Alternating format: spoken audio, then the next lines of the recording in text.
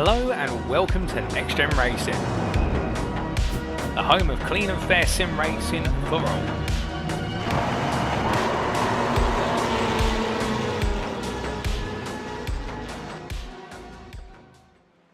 Well, welcome along, race fans. Good evening and welcome back to NXTGEN Racing TV, live on YouTube and live on Facebook. You join us on Thursday nights for the NXTGEN Racing GT3s, and this is our 9th season. Hosted on Thursday nights, as we mentioned, along with many other leagues hosted by NXTGEN Racing. But what's been a stable hold on this Thursday night here at NXTGEN Racing is some spectacular GT3 racing. We've had a week off last week, but we're back this week with some brilliant sprint race and feature race action. Welcome along, everyone. Enjoy the next 3 hours of action that we've got for you. My name's Alex Everett, your commentator for tonight. And tonight we have got 3 different sessions of racing. We have got a qualifying session coming up in about 15 minutes time, and that will proceed with a 20-minute sprint race and then a 60-minute feature race following after that. That is the format we are back to this week, as 2 weeks ago, 1 round ago, we had a 2-hour endurance at the Nordschleife, and we'll talk a little bit more about that round very shortly. But this is mixed format racing, but in fixed setup cars, GT3s, and we'll go through what cars are available to these drivers very, very shortly. But a little bit about NXTGEN and the partner sponsors and affiliates that help put on the show here. That include PowerMax Racing, Mark Sykes Designs, Benji Sim Photos, Motorsport UK Esports, Sam Cases, Moser Racing, Joyce Design, and Falconer PC. So as we mentioned, this is a traditional GT3 championship. All modern GT3 cars and the ones that are available on iRacing. I think there's 10 or 11 GT3 cars to choose from. We'll look at that very shortly to remind myself. But what makes this series so unique? Well, let's start with the formats as we mentioned. There are sprint and feature race formats, which will be hosted tonight, next week, and the week after, so 2 weeks from today. And then the final round of the championship will be an endurance round, which is just a singular endurance race. So plenty of variance in the racing that happens in this series. What else makes it unique? Well, it's the classes that are on offer. So these are skilled tiered classes. Basically, it means that any driver in the field can fight for race wins in any race. We have gold tier, silver tier, and bronze tier. So typically the field splits into thirds. The top third of the field go into the gold category. The middle third of the field will go into silver class category. And the lesser experienced drivers will go into the bronze category. So that's what I mean. Anybody at all ends of the field has an opportunity to win races and have championship battles wherever they are in the field, and no matter how skilled they are in this league and in these cars and on iRacing. It is a fixed setup series, and by that we mean the drivers are not allowed to put their own custom setups onto the car. They're not allowed to change ride height, they're not allowed to change wing angle, not allowed to change damper settings or tyre pressures, nothing like that. It is themselves and the car, the setup they are given, locked into the cars by the race system. So it is very difficult. They are very loose setups as well, so it is purely by skill that gets you to the front of the grid in this series. There is also a live race control, full course yellow system, and a real-life safety car if we need it. And basically that means these races are closely monitored by admins and race control stewards. It means that the racing stays safe. It means there's penalties administered there and then, although there is a post-race penalty system as well, as we can see down the bottom of the blurb there on the screen. But it just basically means that the races are monitored very, very closely. And we can see drama in the form of full-course yellows and safety cars, which means that drivers strategically like to take a pit stop during these periods as well. And we have seen drama unfold because of such events in previous races. And there are also endurance rounds, as we mentioned. Now, we haven't got one tonight. We have got one at the end of the season, though. We've done 2 already in the season, but they are singular 2-hour endurances. So that's a little bit about the series, but what about the tracks that we race on? Well, tonight it is Silverstone Grand Prix Circuit, as we may have mentioned earlier on, you may have seen in the thumbnail, but we started off all of them months ago at the Autodromo Hermanos Rodriguez Mexico City Grand Prix Circuit for round 1 of the championship. Then we went south to Latin America to the Autodromo Jose Carlos Pachi Circuit in Brazil, also known as Interlagos. And the rounds that are labelled in the yellow text are the endurance rounds. And the first of 3 was hosted at the Road America circuit in Wisconsin in Northern America. Round 4 of the championship was hosted in Spain, the Motorland Aragon circuit, with the outer layout making it a very fast and short lap. Then it was round 5 of the championship at the Hockenheim Ring in West Germany, not too far away from round 6 of the championship either, which was the second of 3 endurance rounds, and that was the last round we were at in this championship. Round 6 was hosted at the Nürburgring VLN layout, which is the Nordschleife with most of the Nürburgring Grand Prix circuit mixed in. Now, the reason we mentioned earlier, we'll talk about this round later on, is because it was a very, very dramatic round indeed. It was just no short of things going on, incidents, safety cars, strategy, people running out of fuel, all sorts of stuff happened in that race. But tonight, we've had a 2-week break and we're back fresh, ready to start the final part of this season. And actually, there are only 7 individual races left in the season. We've got 3 sprint races, 3 feature races, and 1 endurance race to finish it off. But we'll start it tonight at the Silverstone Circuit. Good for me, because it's only a half-an-hour drive away from me, so it was a nice, easy trip to the circuit today. And it would be a nice trip, easy trip home as well. But round 7 is hosted at the Silverstone Grand Prix circuit, which will take place tonight. But next week, we're off to Italy for the Autodromo Nazionale Monza Grand Prix circuit. It's a circuit that features a lot in next-gen leagues. So does the round 9 circuit. Monza will feature for round 8 of the championship, featuring plenty of long straights and long braking zones, meaning we could get a lot of high-speed action and close action there. Round 9 will be hosted at the Canadian Tire motorsport circuit, which is in Canada, and it features in a lot of next-gen championships, and it is a bit of a driver's driver track. It normally leads to quite a lot of close action. It's quite a short and fairly narrow track, but with long sweeping corners. But then the final round of the championship would be hosted at one of my favourite tracks of all time, one of everyone's favourite tracks of all time. Spa-Francorchamps will host the final round of the championship, round 10, and it will be a 2-hour endurance to crown our champions on the 4th of June. And the cars that these drivers will race in this season. There are 1, 2, 3, 4, 5, 6, 7, 8, 9, 10, 11 cars, as I mentioned earlier. I was right second time around.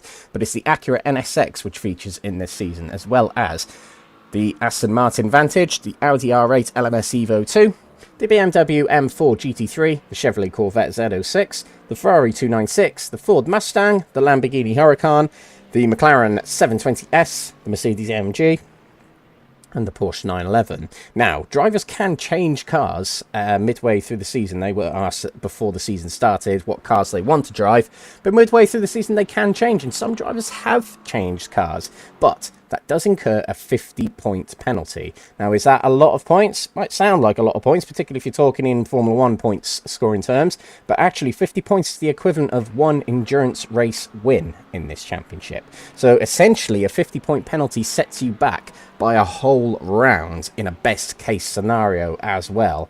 So it's a very costly penalty, and drivers do that in a big risk to try and get themselves further up the field and get into a car that is more suited to their driving style. So, yeah, a big penalty incurred for that. And a couple of drivers have opted for it, and I'm sure we'll list them later. Now, we are heading into round 7 of the championship, so let's see how things look when it comes to the championship situation. We had big drama last week at the Nordschleife. It was a very, very big talking matter on Discord after it and the days after it, which we shan't go into too much. But we'll start with the championship situation because we have now implemented the drop rounds. Now, what is a drop round if you're unfamiliar with that? It's something that's features mostly in sim racing, and it just allows drivers to take a round off if they need to go on holiday or just need a week off or anything like that, or if there's any emergencies. It just allows drivers to take 1 round amiss, and therefore it basically means 9 rounds of the championship will count. Now, the only round that is not eligible for a drop round is the final round, so everyone is essentially expected to turn up to the final round of the championship. So yeah, the lowest scores count as a drop round. and they'll be reverted to 0, essentially. So let's go through the gold category standings as we head into tonight. William Guthrie has now taken the lead in the championship for the first time this season. The last time he held the lead of a championship in Next Gen Racing on Thursdays was season 5, and we're in season 9 right now. So put that into perspective. He was cooking at Nürburgring VLN last time out. He won the endurance in spectacular fashion. He now takes the lead of the championship by 10 points from the driver who's led the majority of the season, Harry Langford.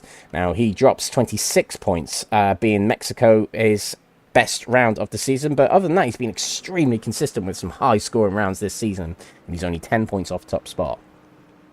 Benji McCluskey is our defending champion in the gold category. He's the most successful driver in Next Gen Racing GT3/Thursday night history, and he is only 12 points off top spot. He always comes alive in the final part of the season, so look out for him in this part, as his form in recent seasons is he surges up in form in the last half of the season, so look out for him, absolutely. But a little bit of a note about the top 3 in this championship is that this is actually the closest championship we've had in gold category ever in Next Gen Racing. And I'm just going to find a note that I made earlier on this, but essentially as far back as season 6, these 3 drivers at the top of the gold category, it's the most points that they're basically, these 3 drivers are in the top 10 ever in Next Gen Racing on Thursday nights to score points. They're in the top 10 of that history. So that's how competitive these guys have been this season. They're at each other's throats pretty much on the track, and it's fantastic to see, and they're driving at the peak of their powers right now. But with the rest of the gold category, in 4th position is Jack Pittas, with Gavin Gardner in 5th position, Gaz Williams in 6th position, followed by Stefan Vessels in 7th, who retired from the last round. George Plaster missed the last round at Nürburgring. He is in 8th, followed by Adam Wilson-Weir and Phil McDougall in 10th. Over to the silver category now, and it is very close again for the top 3 in this one. And you could, in fact, stretch the championship lead as far down as 5th if you want to be really technical about it. But a little bit of a runaway leader at the moment in silver category is Jeffrey Kruger. He is a former bronze category champion, so he does know how to win championships in this championship. So he leads the championship by 16 points from Jonathan Berry, who sadly isn't racing tonight as he hasn't got a rig. Well, that's not a clever thing to do if you're a sim racer, but anyway, hopefully we'll see him back in the future, but Jonathan Berry sits 2nd in the championship right now. Alan McCain picked up a hefty drop round following Nürburgring, and a penalty came along for him as well for an instant at the Nordschleife. Let's see what he can, if he can bounce back tonight. He had a very good round at Hockenheim a couple of weeks ago, but 3rd in the championship heading into tonight, 20 points off top spot. It's still possible for him to get the silver championship. Quentin Clumpert's been very consistent this season. Joined the season late at Interlagos, but he had his best round at the Nürburgring, finishing 3rd in that race, and he's now 4th in the championship. But the man of the hour last time was Paul Williams. He's up to 5th in the championship, and he picked up his first win, I think it was ever, actually, in the Next Gen Racing Thursday Leagues. He won last time at Nürburgring in very dramatic fashion. He had to come in for a splash and dash, but so did his rival driver, Jeffrey Kruger. So he went on to a stomping win in that race 2 weeks ago, a very popular win. Andrew Allen is 6th position, followed by Matthew Addy in 7th. Wojciech Kerp is in 8th. Zara McGuinness is in 9th, followed by Sean Shute in 10th. Bronze category next. And it is a two-way battle at the top of this championship in bronze category. Josh Downing continues to hold on to the lead of the championship. He nor his rival in bronze category had particularly good rounds last time at the Nordschleife, but he still leads the championship, does Josh Downing. But it is only by 3 points from Gabriel Papaconstantino. He's been in the bronze category for quite a few seasons now, and the championship has gone amiss for him a few times now. Can this be the season? It's a straight-up fight between him and Joshua Downing for that top spot now, only 3 points apart as we head into round 7 tonight. Jochen Seeger breaks into the top 3 of the championship following a pretty decent night last time at the Nordschleife, 4th position on his home track, gets him 3rd in the championship. Adrian Ruiz Hernandez missed the last round at Nürburgring, but the man who dominated Aragon a few weeks ago in this bronze category is 4th in the championship, so we head into tonight, and he is racing tonight, which is great to see. Jonas Anderson, 5th position, followed by Wesley Lewin in 6th. Andy Rooney in 7th, followed by Stephen de Grevelier in 8th position. Matt Gatter in 9th, and Chamoy Samuel in 10th. Over to the teams next. And it's CSA Team Passup who are leading that. They feature drivers such as Stefan Vessels and Jeffrey Kruger, who have scored the majority of their points. But they lead the championship by 5 points heading into tonight, so it's incredibly close in the team's fight. In second place are 3 big hitters in this championship: Adam Wilson-Weir, Harry Langford and Jack Pittas. They're of the Type 2 Racing Wolf team. A bit further back in the standings, 50 points back from second, is the Type 2 Racing IMB. And then in fourth place is a Curry Cole Doisseur team, who surged up following an enormous point score at the Nordschleife last time, scored by Paul Williams and Jochen Siegert. And Type 2 Racing Mords in 5th position. And in the nick of time, we have moved on to the next session of the night. We are going into qualifying right now, so no time to lose for us. And the drivers head out onto the track right now, as we can see here, with Benji McCluskey heading out on the track. He's usually the first one out there, but he is right behind championship leader at the moment, William Guthrie. So this qualifying session is a 20-minute session. It will set the grid for the sprint race. And it is wherever they qualify and position themselves in qualifying is where it will actually start them on the grid. There is no category or class split in this sprint race, so they'll all start in one big grid for this sprint race. Whereas when we have the feature races later on in the night, that will be a grouped grid session where the gold category will start at the front, alone in their category. The silver category will start about 10 seconds after, and then the bronze category will start about 10 seconds after that. So it's a little bit neater for that longer, more endurance-esque kind of race. We will see a pit stop, one scheduled pit stop in that feature race, unless it rains. We have seen that happen in the past. But I'm looking out my window. I am in Northamptonshire. There's a bit of cloud above us, but I think we're okay, touch wood. It did rain earlier today, so yeah, there is a little bit of a threat of rain if this is actually the realistic conditions, but I think we might be okay at this point. But it is Britain we're talking about here. So normally we do an onboard lap with our championship leader, and I say normally because we're going to do that again tonight, of course. But the last couple of rounds we'll be doing onboard laps with our championship leader of the time, Harry Langford, and for many seasons we've been doing a lot of onboard laps with Benji McCluskey. But this time it'll be one of the first onboard laps for a while, actually, we'll do with William Guthrie. Now what we'll do is we'll give him an extra lap, and it's because the tyres on iRacing take a little bit longer to warm up, unlike what they used to. They used to take a couple of corners to warm up, really, but now they do take a lot longer to warm up the tyres. Much more advanced tyre physics and car physics system here on iRacing now. But we're on the Grand Prix circuit tonight, as we mentioned. It is the same start-finish as the Formula 1 circuit, so it will be on the Lewis Hamilton Straight, the Wing Pits, I believe it's called. We have a 5-sector track here, so I know normally in Formula 1 it's 3. On this one tonight it is 5, and Sector 1 ends heading into the loop. Sector 2 ends on the Wellington Straight, Sector 3 ends heading into Maggots, and Sector 4 ends heading into Stowe, and of course Sector 5 ends on the start-finish. But it's quite a popular circuit, is Silverstone. Not everyone's favourite to drive. It's a bit, I would say, it's actually a little bit of a Marmite track for most people. Some people really love it, some people don't. Some people just generally don't find the track that interesting because there are not many elevation changes on this track. But I will say there is a big variance of corners here at Silverstone. A lot of very slow corners, such as the Loop and Luffield Club. But you've got some real sweeping corners, such as Stowe coming up now for William Guthrie. And you've, of course, got probably the most favourite corners from this circuit is Maggots and Becketts. But we're going to do an onboard lap with William Guthrie. He's going to give us a guided tour around the Silverstone Grand Prix circuit. He's got Benji McCluskey to follow in front. Let's see how this lap is. for William Guthrie. Times are going to start appearing on the board on the timing tower to our left. And as we start a lap here at Silverstone, we're going to head into Abbey, a right-hander as opposed to a left-hander as it used to be on the old historic circuit. And then left as we head towards the loop. Heavy braking into this right-hander that is so difficult to get right, but you get a nice tight apex there, which William Guthrie did. You're usually on the right track. No irony intended there. The left hand, the loop there.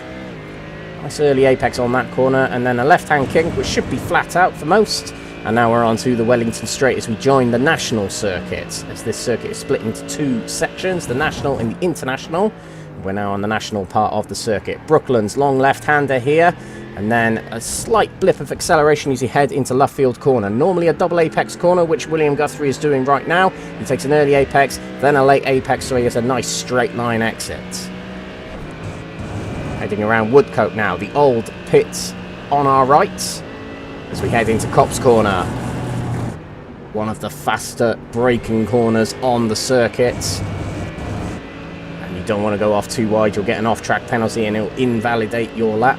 Now into Maggots and Becketts, one of the best sequence of corners in the world.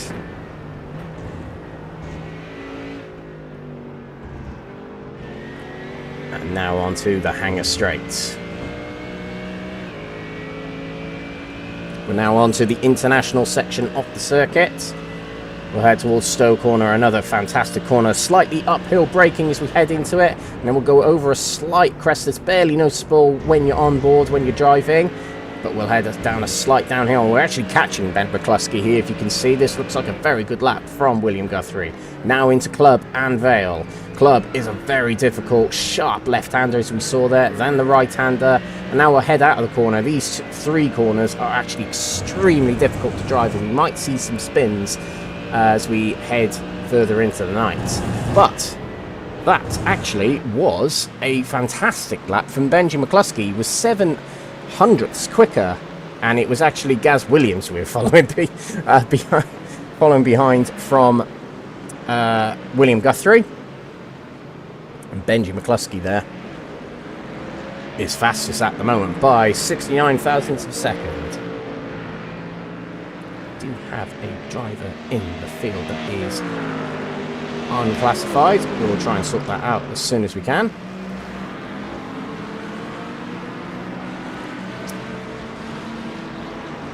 But drivers will be getting in some quick laps here. Quickest of each category so far. Benji McCluskey in the gold. Now Steph Vessel's in the gold, actually. Paul Williams, who won a few weeks ago at Nordschleife, he could be in fine form heading into tonight. Let's see. He is first place of the silvers, and in the bronze category is Adrian Ruiz Hernandez, who's more than 8/10ths clear at the moment. Sean Shute now goes quicker in the silvers.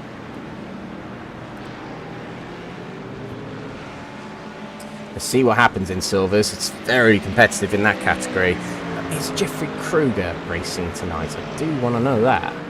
If he's not racing tonight, it's a big opportunity for Alan McCain to get some points tonight, because John Berry is not racing either.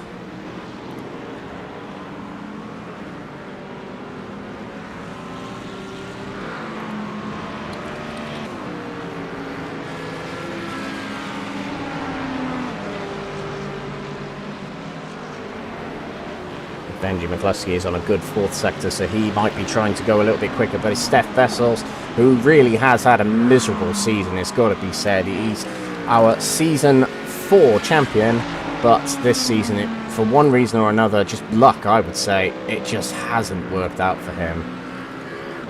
So we'll see what he can do tonight.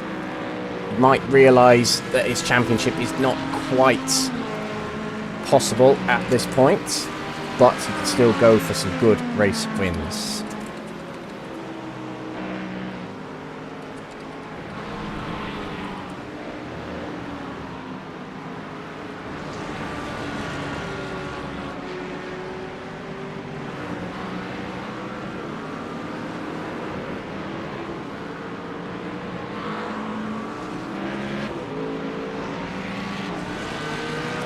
Okay, so looking away from the screen then. So Benji McCluskey did go quicker. He's now 12 thousandths per second, which really is nothing. 12 thousandths quicker than Stefan Vessels at the moment. Harry Langford's down in 7th. That's important for him that he gets a bit further up.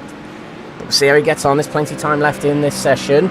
In the bronze category, Gabriele Papaconstantino has looked quick in practice. There he is right now on our screen. He was very quick in practice. He was quicker than the majority, if not all, of the silver category drivers.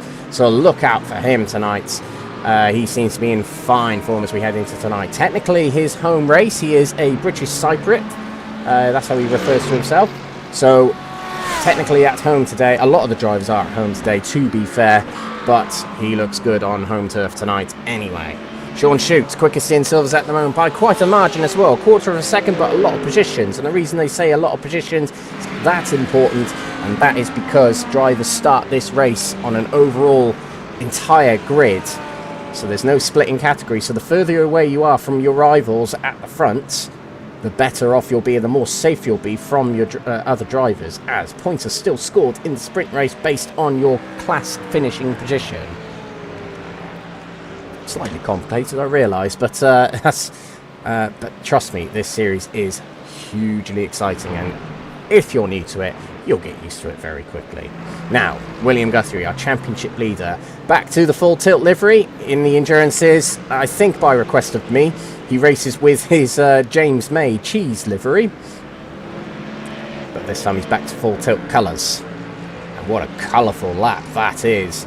Well, exactly the same time as Harry Langford. That'll come down to, that'll come down to 10,000th of a second. And him and Langford on exactly the same time. I think Guthrie has got it by the smallest amounts, according to iRacing. But that's incredible. That's just how close this series is. And only 53,000th of a second between the top three in the championship in gold. That's how intense the rest of this season is going to be. Andy Rooney in the chat on YouTube. Can't believe I'm missing second semi-final of Eurovision to race this. Well, glad your priorities are right. Oh, look at that. Stefan Vessels now goes into third place, and he's only 3,000th of a second off top spot. So 1, 2, 3, only 3,000th of a second between them. I'm fairly sure you can hold out your arms, and that'll be 3,000th of a second gap between these drivers on a 2-minute track in GT3 cars on iRacing in top category. That's insane. Now, what we are going to do with the timing tower is we are going to go to the overall standings, as that is how the grids will end up looking as it is. Now, it's still important to keep an eye on categories, which you can tell by the colours of the positions on the left. A strange brown colour is the bronze category, a strange grey colour is the silver category, and a very yellowy colour is the gold category. You get the point. And any miscellaneous colours will be unclassified or uncategorised drivers, such as Andrew Pike in 13th position. But the main thing that stands out is Gabriele Papaconstantino in 11th place, a long way clear of the bronze category drivers, in amongst the gold category drivers right now. That is fantastic from Papaconstantino heading into tonight, who is going for a championship in bronze. And in the chat on YouTube, when is next season? I don't actually know, GTI Eddie. I don't actually know. I don't really get much intel on the next season, but normally we have a bit of a prolonged break between seasons. But if you join our Discord server, you should be able to find out. There is a link in the description of this video, and if the link for whatever reason doesn't work, let me know and I'll put it in the chat for you. But yeah, keep an eye on our Discord. Our NXTGEN Racing Discord, that will give you the announcements for upcoming seasons and other leagues in this racing organisation. So, in the silver category, Matthew Addy has emerged now as the new leader in qualifying for silver category, 14th at the moment, and quite a way clear of Stein Vatens, his nearest silver category rival, in second position. So that's a very good time from Matthew Addy, right behind bronze category driver Papaconstantino as well.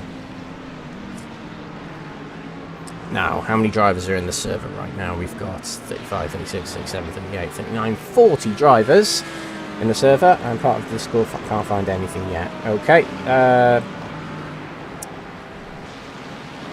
In one of the chats, type at admins, ask them if you can get some information on the on the GT3 League. But yeah, as Andy Rooney said to you in the chat, there are still rounds left in the championship and you can still take part. There are still vacancies, so get yourself involved in the rest of the season if you want to. There's tonight, and then there are the following rounds of the season. We have got Monza coming up next week. In 2 weeks from today is the motorsport circuit, and the final round is on the 4th of June at Spa-Francorchamps. Can still get involved in this series if you want to. Right, back to qualifying. We've got 5 minutes, just over 5 minutes left in this session. It's shuffled about a little bit. William Guthrie has put in a better time. His last time was a 58.39 plus a minute, obviously, but he's put himself more than a tenth clear of Harry Langford. That is a statement time from Guthrie, so let's see what Langford, Vessels and McCluskey can do in response to that. I'm looking out for the bronze and the silver category drivers, what they can do in response to Matthew Addy and Papa Constantino at the moment. They are storming their categories right now. A couple of drivers are serving back of grid penalties. So there are some drivers who will not qualify in this race and will have to start from the back of their grid. Bronze category championship leader Josh Downing is out on the track. I think he's just set his first valid lap. He's up to 8th in category, 34th on the road overall, so let's see what he can do for the remainder of the session. He is the only Acura driver in the field, which is basically a Honda, but the only one in the field. That's good to see, that most cars are represented in this championship.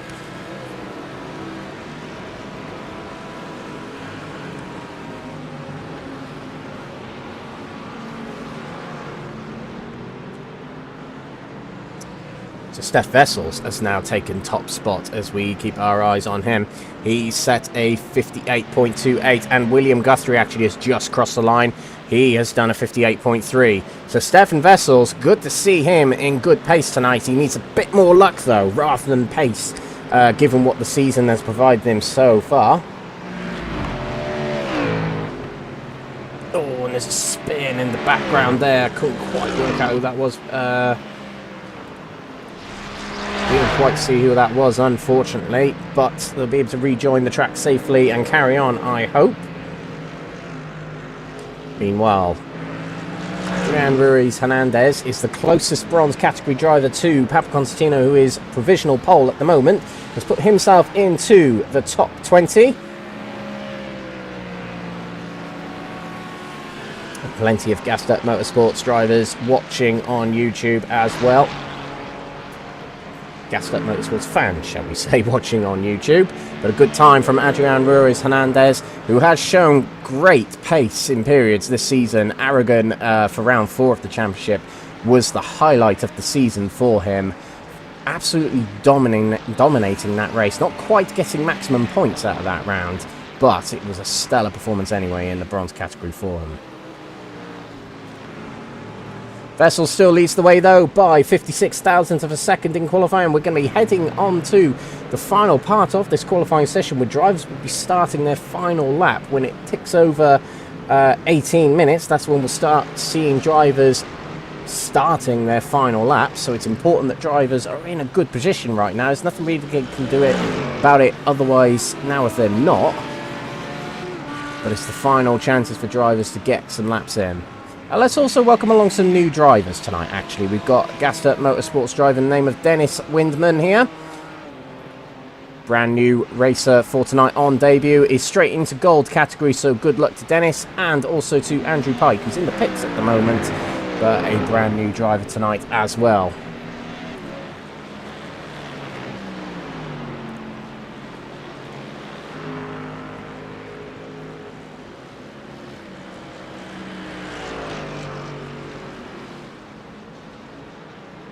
Okay, right, now onto the final part of qualifying.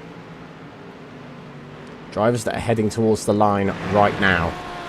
This will be the final lap started for Dennis Windman. Same for Gabriel Papaconstantino, who actually comes through the pits. He's called it a day on qualifying. He must believe that he's done enough. Adrian Ruiz Hernandez, to be fair to him, has gone quicker, has gone to 18th, so he's getting closer. But Gabriel Papaconstantino must feel comfortable at this point. There's not much time between them two actually on the track. If we go to the overall gaps, It's easier to work out. Oh, but that'll do it. That'll do it for Papa Constantino. Potentially, Ruiz Hernandez rear end just snaps and lets go. And that is qualifying over for the Spaniard. Just over a quarter of a second between the top 4 at the moment. And they are half a second clear of everyone at the moment. It just goes to show that they are the class of the field.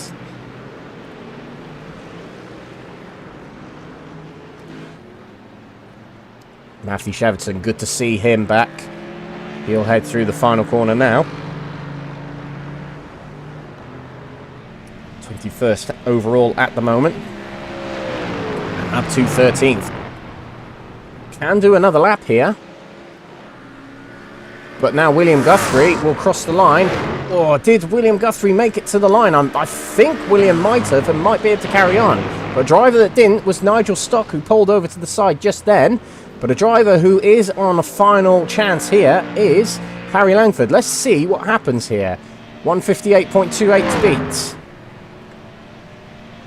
Crosses the line. 158.6 for Harry Langford. It's only enough for third place, and he didn't actually go quicker either. Benji McCluskey has reverted to the pits now, so that's it for him. We've still got Matthew Addy on the track. He's heading silver category at the moment by quite a way from Stein Vatens, who's second. Silver category could see a big shake-up tonight. There's 8 of them racing tonight. And the top 2 in the championship are not racing tonight. So it's a big opportunity for silver category drivers to put a stamp on the championship now. Stefan Vessels goes to the pits. He thinks he's done enough. But William Guthrie will carry on. He'll be the last to the line. Josh Downing, leader of the championship in bronze category. This is final chance to get further up the grid. He's 6th in category right now, 32nd on the grid. He's more than 15 places behind championship rival on the grid. And that is not an improvement from Josh Downing. He'll stay in 32nd. Sean Shute crosses the line to finish his qualifying session. Jason Raff carries on. Matt Cheverton goes to the pits. Jason Raff, can he do any better than 17th in category, 23rd on the road? But we have still got to look out for William Guthrie. No movement from Jason Raff, will stay 23rd. William Guthrie is going to carry on. He must feel this is good. Is it yellow sectors? It is not. It is an invalid lap. Well, I will assume that Will Guthrie was doing that for practice, actually. Just taking another practice lap to get used to the track to try and find some more pace somewhere. But Steph Vessels is back to the front of the grid. It's been a while since he was on pole position, I believe. I think Mexico City might have been his last pole position. Don't fact check me on that. I'm using memory purely.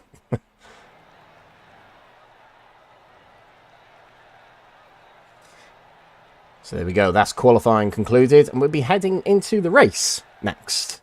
It's the first of 2 races tonight. It is the sprint race next, and that'll be a 20-minute race. No pit stops scheduled for the sprint race. It's just an out-and-out short race with an entire grid of 40-plus cars starting together. And starting at Silverstone in an endurance race can be a nightmare. Because they've all got to get round the final corners of Club and Vale at a very slow speed. Very safely, they've got to do it. Okay, so here we go with the grid for our opening race of the night. The sprint race here at Silverstone for round 7. Steph Vessels will start on the front row alongside William Guthrie. Harry Langford will be starting 3rd position with Ben McCluskey in 4th. Gaz Williams 5th from Gavin Gardner in 6th. 7th row is taken up by Phil McDougall and Jack Pittas. George Plaster and Andrew Pike will line up on the 5th row, and the 6th row taken up by Ben Outra and Adam Wilson-Weir. Matt Cheverton 13th. From Dennis Windman on debut is 14th. Gabriele Papaconstantino, highest of the bronze category drivers, and will get the bonus point for pole position in bronze category, will start 15th. From the person who will get the bonus point in silver category, being the highest silver category driver in qualifying, 16th is Matthew Addy. Jesse Payne-Wilkins is in 17th, followed by Klaas Velen. Adrian Ruiz-Hernandez in 19th, followed by Sean Schutz. David Price 21st from Stein Vatens in 22nd. Jason Raff 23rd from last week's silver category winner Paul Williams in 24th. 25th is Shamoy Samuel, followed by Mark Baker. Matt Jordan is in 27th, followed by Lewis Mason. Zara McGuinness 29th, and rounding off the top 30 is Augustus de Butlevicius. Stephen de Gravelia is in 31st, followed by championship leader in the bronze category Joshua Downing. Jochen Seeger is 33rd from Wesley Lewin. Nigel Stock starting 35th with Matt Gatter in 36th. And towards the back of the grid is Sammy Ariba, Mike Riedner, Alan McCain and Andy Rooney. So 40 cars will start this race here at Silverstone for round 7 of the Next Gen Racing GT3s.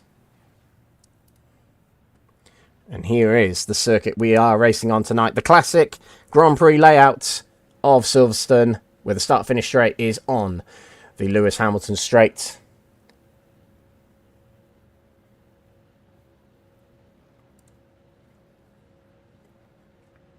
We're just waiting for drivers to grid up, and then we will get going for this opening race of the night.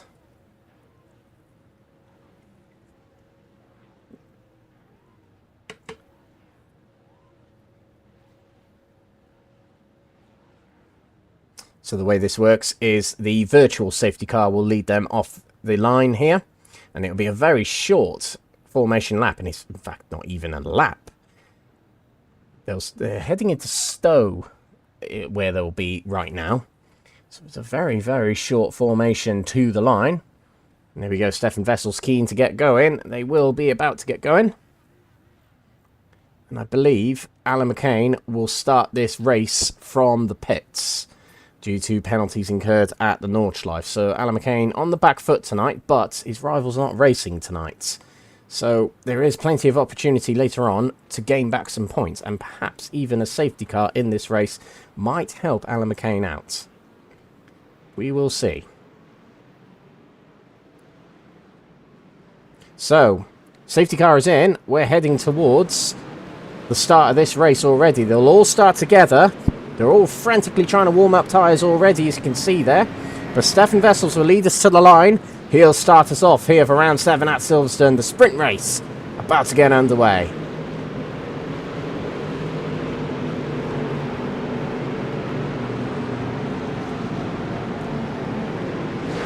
And we're off for race 1 here at Silverstone. It looks like a good start from Harry Langford. He's already got the jump on William Guthrie, but it is Stefan Vessels who will lead us into turn number 1 here at Silverstone, round 7.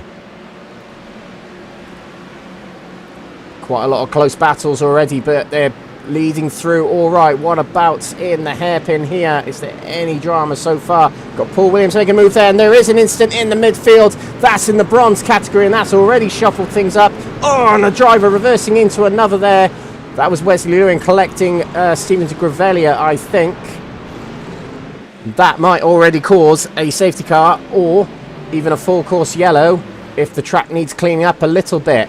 But the drama that has happened already is Gabriele Papaconstantino is facing the wrong way on the circuit. We'll see if we can capture what happened later on.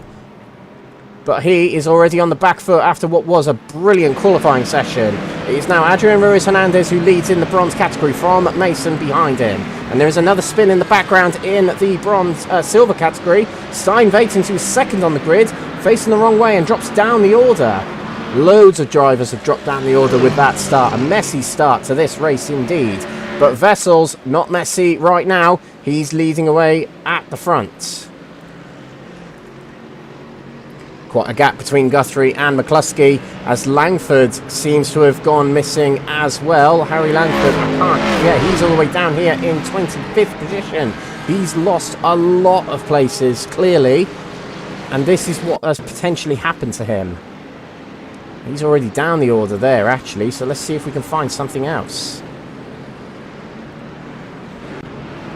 Might have been the lap 1 drama. But he's got a recovery drive to go now. Good start to this race for Matt Cheverton. He's up 7 places from the start. Fantastic from the Aston Martin Aztec Racing driver. And as we come across the line, the end of lap 1, the only one in the 2-minute 2s at the moment is Stefan Wessels. Looking very comfortable out there. He leads this race at the moment. He hasn't... Oh, has he won a race yet this season? I'm just going to try and find out.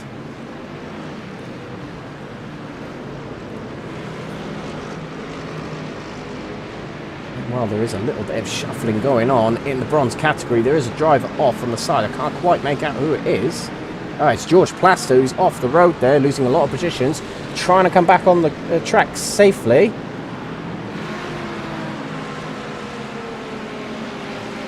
Yeah, we were just mentioning that Stefan Wessels hasn't won a race yet this season.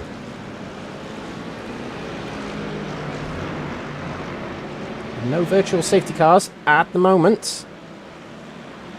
But these two romping away at the front. Benjamin McCluskey is just falling back here. 3.5 seconds down now from William Guthrie ahead. All on his lonesome in the silver category. Whilst battling with a couple of gold category drivers. Matthew Addy is out in front in the silvers. Nearest rival is Sarah McGuinness, 2nd place in 19th overall.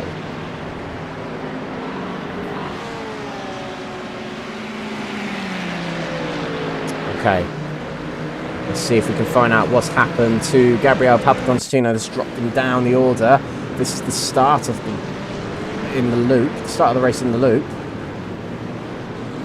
He thinks the other car's coming towards him, and he gets a rear end hit, trying to avoid an incident in front, and that's what sent Gabriele Papaconstantino around. There was nothing the other driver could do, and in fact, that may even go down as an unsafe rejoin. See if we can find out what's happened to Harry Langford. I'm struggling to find anything on Langford actually in the notes or in the events. Yeah, really difficult for me to find anything on Harry Langford here. We'll carry on. Oh, there's a car stopping on the side there that looked like one of the full tilt drivers. A good move there on Matthew Addy. That was Matt Jordan.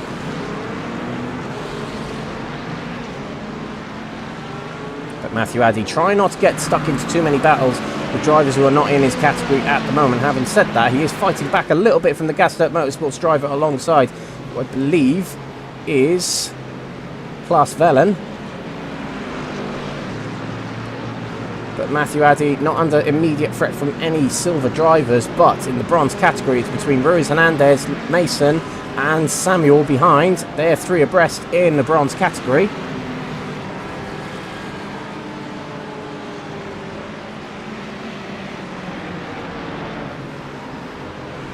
So that could be an interesting battle later on. And Adrian Ruiz Hernandez is no short of race wins, and there is a back marker. They are passing at the moment. I think that was Jochen Siegert they were making their way by just then. But Ruiz Hernandez has won races. Lewis Mason has won 1 race this season, and Shamoy Samuel 0. So this could be a first for him. Has had a few good races. Hockenheim in the feature race was a pretty good race for Shamoy Samuel. So he's really coming into fine form at this point in the season. Meanwhile, back at the front, Vessel still leads the way. Still less than a second between him and William Guthrie behind. Now William Guthrie leading the race when it comes to the championship rivals. The other is behind, and that is Benjamin McCluskey, and the other is Harry Langford. He's down here in 35th at the moment. And at the moment 16th in category, which will be 0 points in category. So at this point we are going to switch over to the class and grouped standings, as that's how we score the points in this series. So it's important that we keep an eye on that and the gaps that are between drivers. Now back to Adrian Ruiz Hernandez. He's ahead of Matt Jordan, who is a fellow Gaston Motorsports driver, uncategorised perhaps because Matt Jordan's on a part-time programme. But Ruiz Hernandez has a car between him and his rivals in bronze category, so it's safer when it comes to the bronze category first place battle. But meanwhile, in the silver category, it's getting closer between second and third. They have got Matt Gatter between them, but Zara McGuinness and Nigel Stock could turn into a battle for second place in silver category. Matt Gatter washes out wide, and Zara McGuinness spins it. That is battle over for the second place spot. Over as quickly as I said it.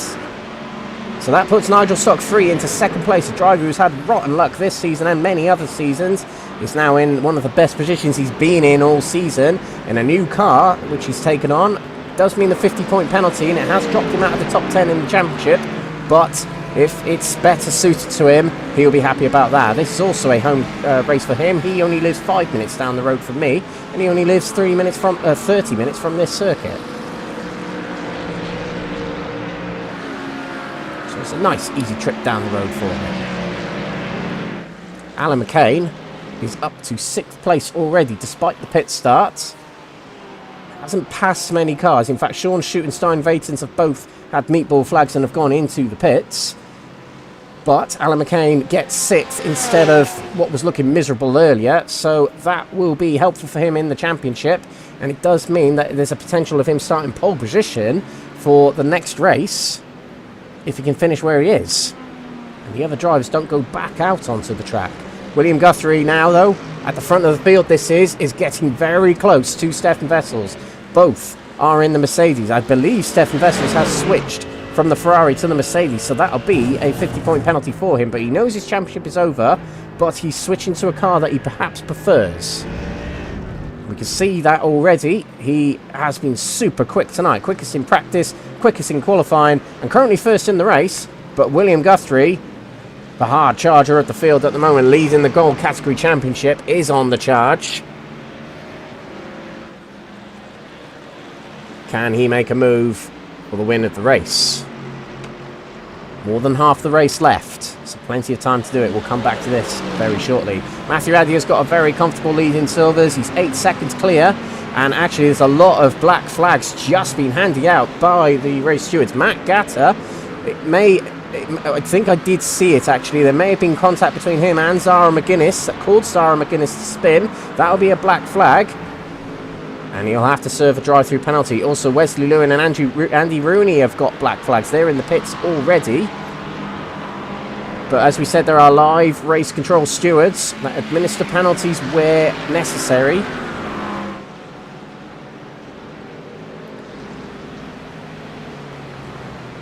But this bronze category battle endures on a little bit. Bruce Hernandez and Lewis Mason very close together. A flash of the lights there from Lewis Mason trying to distract Ruiz Hernandez in front.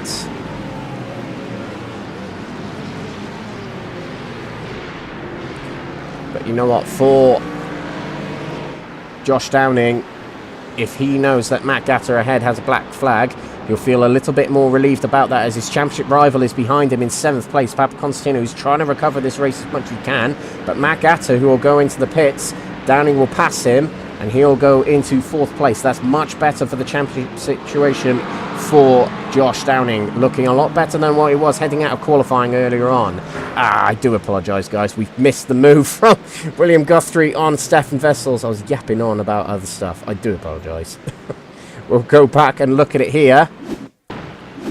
This is the pass for the lead. This is heading out of Maggots and Becketts. No, it's not. No, it's not. Excuse me. It's heading into the loop. Now, he goes to the outside of the first end of the loop, keeps it alongside, and out brakes into the second corner. That's a brilliant overtake. Now, Wessels did try to get a late apex there in the hope that he could make a move into Brooklands. And I'm going to assume that didn't work because Guthrie is still in front. But they are still very, very close together, and Wessels can respond.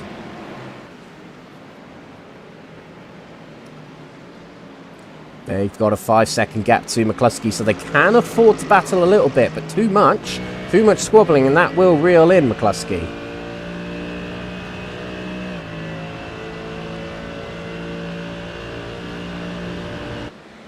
But if Guthrie can win this race, that'll be very good for his championship. One, it will put him a long way clear relative in the championship so far tonight from Harry Langford, and it's more points on top of Benji McCluskey. William Guthrie, the last time we saw him race for a full-time program was season 5, and it started off really well for him in the top, the gold category prototype class. But towards the midpoint of the season, it just went away for him, and it went to McCluskey in the end. This is looking really good for Guthrie right now in this season.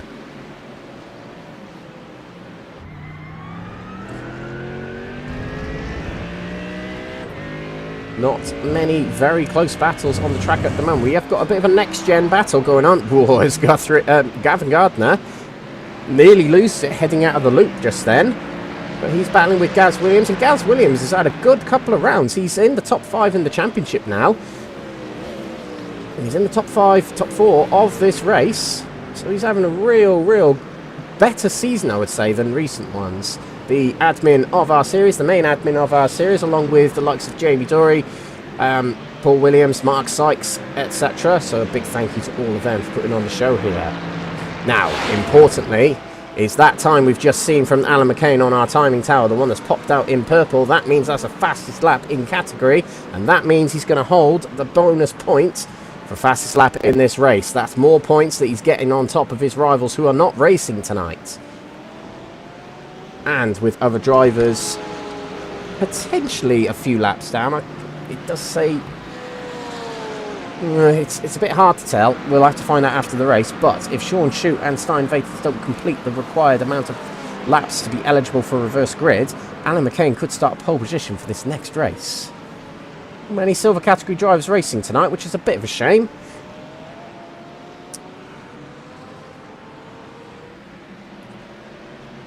Guthrie continues to lead, over half a second, give or take. And in silver category, Matthew Addy continues to lead. Now, Matthew Addy, his stats this season. Let's see if he's actually won a race this season. Well, he hasn't won a race yet this season. He got a second place in the sprint race at Interlagos. So this would be a first time for Matthew Addy.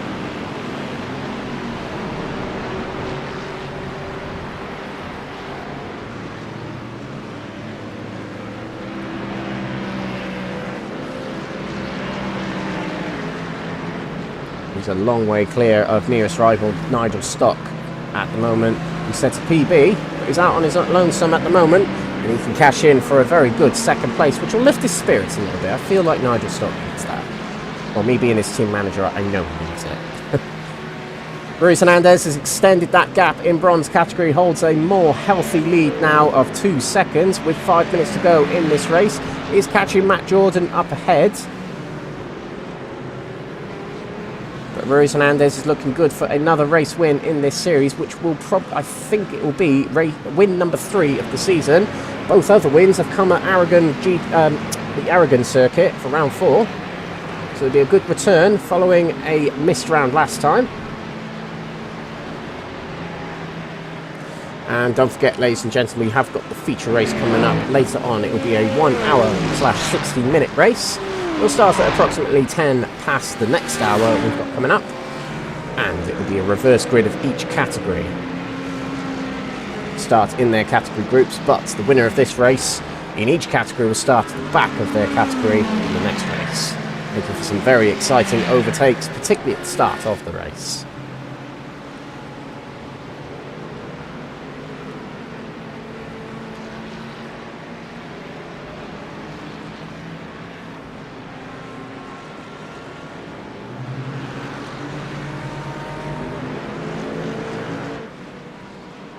Steph Vessel's not giving up, still close to Guthrie ahead.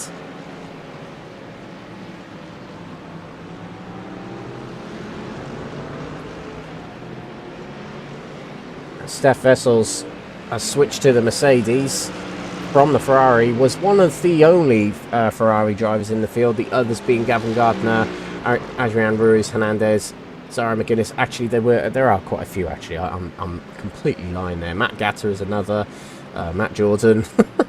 So yeah, not many Ferrari drivers.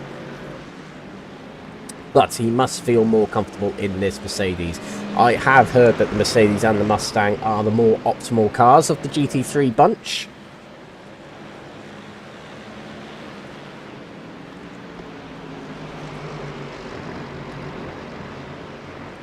but switching cars, as we mentioned, incurs a 50-point penalty. But a lot of drivers do that at this point in the season if they do feel that their championship is all but lost. And someone whose race is all but lost is Jason Raffs there in 12th position. He's had a spin. I think that's heading out of Luffield corner. Let's just see what's happened. It's on the outside of one of the Type 2 drivers, now the inside. There is contact, and that's enough to send the car sideways and into the wall, so it would be damage as well for the South African in the Mustang.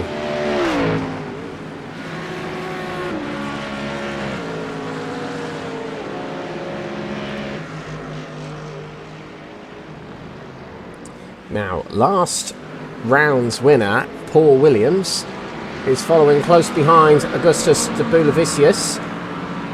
Was categorised as bronze category last time out, but is technically an uncategorised driver in the results I can see.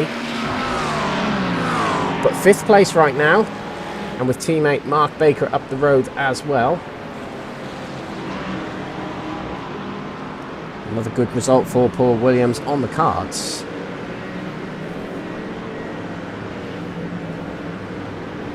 Now, in the bronze category, gap is shrinking between Ruiz Hernandez and Mason.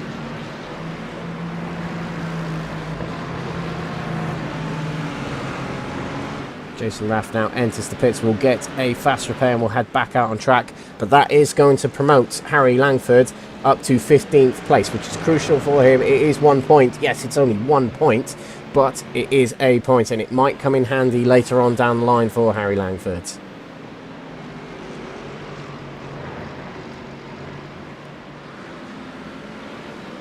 The thing is with the drop round system is you can afford a bad round, but the other problem is you can't afford another bad round. Now this will be the penultimate lap for William Guthrie. He looks to have got this in the bag at the moment, barring any mistakes, but he's holding off Vessels quite well, and he'll start the final lap when we get next time out of Vale and onto the Lewis Hamilton straight. But it'll be another win for William Guthrie in this season. And I think this will be win number 6 for William Guthrie. I'm just going to remind myself.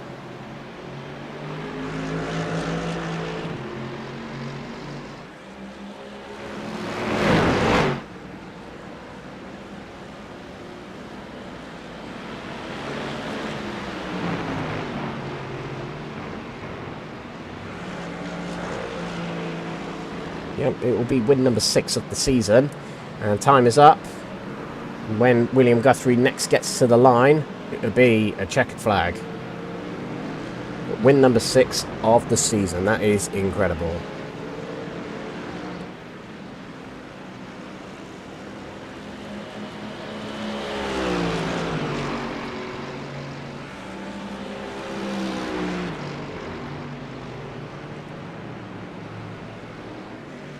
It's through Luffield for the final time. Not much else going on the track. Paul Williams is getting closer to Mark Baker.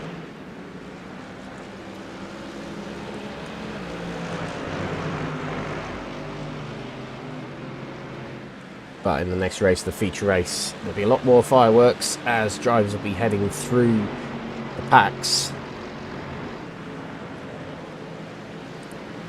William Guthrie is always very quick to get through the pack in the feature races. But we have got a first-time winner also tonight. Matthew Addy will be a first-time winner this season, anyway, in the silver category. And it's a very big mix-up, and in fact, we have seen the swap of positions between Paul Williams and Mark Baker. I would go to the replay of that, but we have to greet through our winner of race. Had to fight for it, started the race a little bit on the back foot from Harry Langford, and we'll have to see if we can find a replay of what happened to Langford, because William Guthrie did fall to 3rd place at one point at the start of the race, but he's clawed his way back. He's now on top spot, and he extends the lead in the championship as Guthrie wins the sprint race here at Silverstone. And Vessels takes 2nd place. Flash of the lights to say good game, sir. And Benjamin McCluskey across the line to round off the podium in gold category. 777 car will cross the line. Sprint race silver category winner. And crossed the line to win the bronze category race. Was being caught towards the end there, but Ruiz Hernandez wins the bronze category just from Lewis Mason in second position, and Shamoy Samuel will finish third position in bronze, one of his better results of the season. And this guy's best result of the season, Nigel Stock finishes second in silvers, and Zara McGuinness will come through for third place in silvers.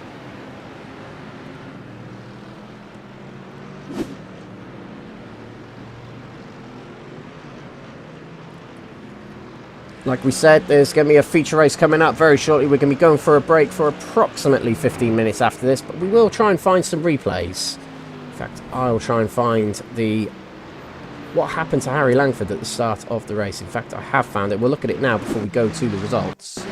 This appears to be what happened to Harry Langford. He's got William Guthrie alongside him, heading into the loop.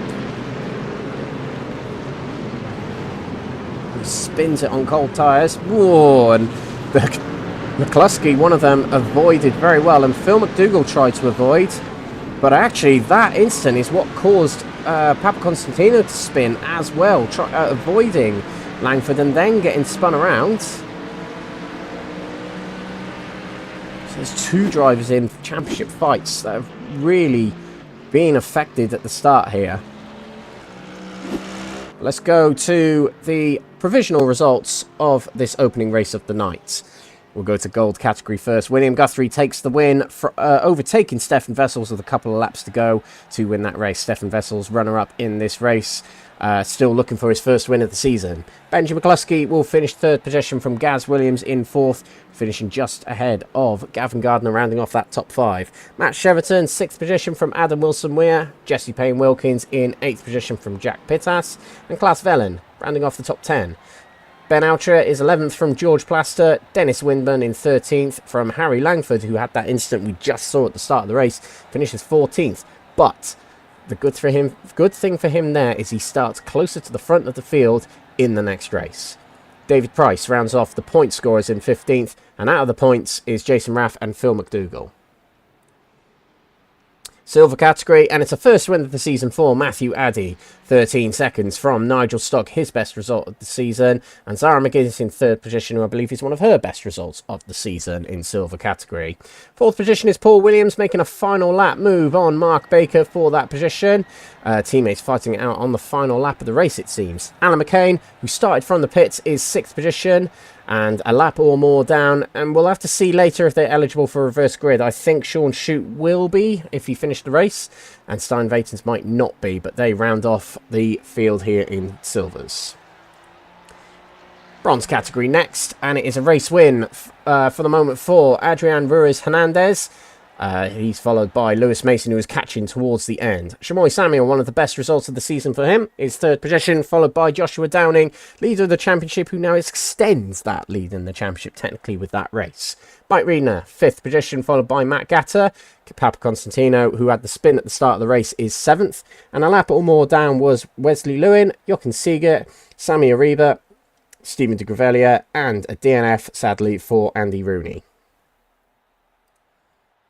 No replays to look at. We've already seen all the replays. So for now, we are going to leave with a quick break. Be approximately 10 minutes long before we go back live.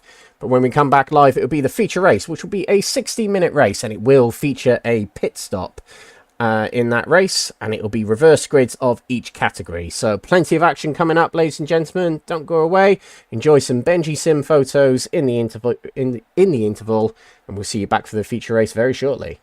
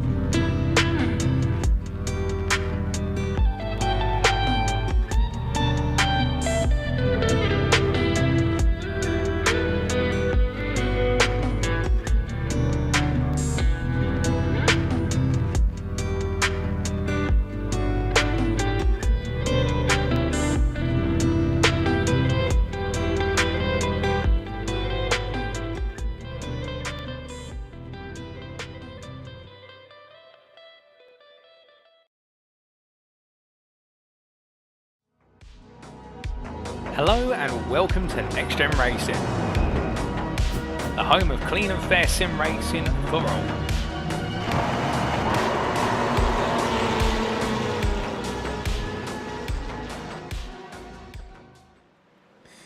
Well, welcome back, race fans. Welcome back to the NXTGEN Racing GT3s on Thursday nights. This is season 9, and we're back with round 7 at Silverstone tonight. And before we get underway with the resumption of our night, let's give a shout out to NXTGEN Racing as well as its partners, sponsors and affiliates that include PowerMax Racing, Mark Sykes Designs, Benji Sim Photos, Motorsport UK Esports, Sam Cases, Moser Racing, Joyce Design and Falconer PC. This is season 9 on Thursday nights here at NXTGEN Racing, and we're about to head into the feature race. We've had the qualifying and the sprint race to start us off tonight, but we've got the 60-minute feature race coming up very shortly. They will feature one scheduled pit stop unless anything like rain happens or any alternate strategies that might throw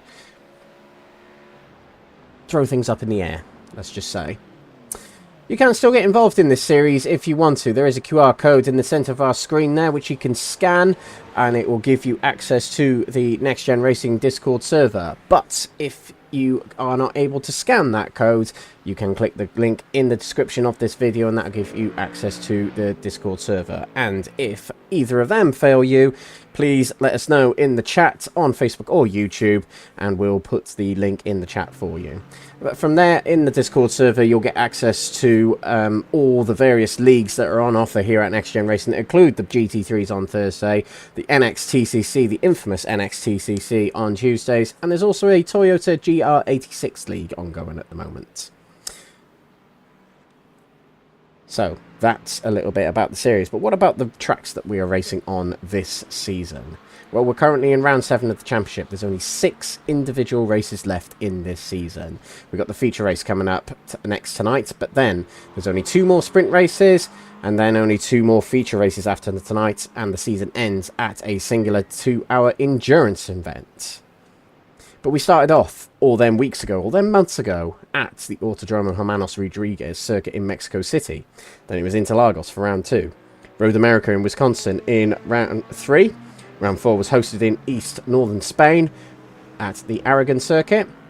Round 5 at Hockenheim. The Nürburgring VLN circuit hosted the last round 2 weeks ago for round 6 of the championship and the second of 3 endurance rounds. And tonight we're at the Silverstone Circuit, but next week we'll be back live here on YouTube and Facebook. It'll be the Monza GP circuit to host round 8 of the championship. And 2 weeks from today will be the last of the sprint and feature race format rounds, and that'll be hosted at the Mosport circuit in Canada. But the final will be hosted at Spa-Francorchamps. It will be a singular 2-hour race to crown our champions, and by the looks of it, this season is going to go down to that final round of the championship. We've got 3 drivers battling in gold category, 3 drivers battling in silver category, and 2 drivers battling in bronze category right now. So do not take your eyes off the racing, ladies and gentlemen. It is still raging on. We have had an update to the points as we head out of the sprint race. However, it's not going to be 100% representative of what happens after tonight because the drop rounds... Yeah, the drop rounds will be a little bit skewed from this, so it's not 100% representative. But what it does do is it does bring things closer between William Guthrie and Harry Langford, but we'll have to see what happens at the end of the night. Now, the thing is with Harry Langford, if he has a bad round tonight, that might be a good thing for him because it means he drops less points. So there is a little bit of here and there with the drop rounds. But that's how things look in the gold category. In the silver category, Alan McCain claws back a lot of points. Now, with Jeffrey Kruger and Jonathan Berry not racing tonight, it means that things are wide open for Alan McCain to take a lot of points out of tonight. But Jeffrey Kruger still leads the championship.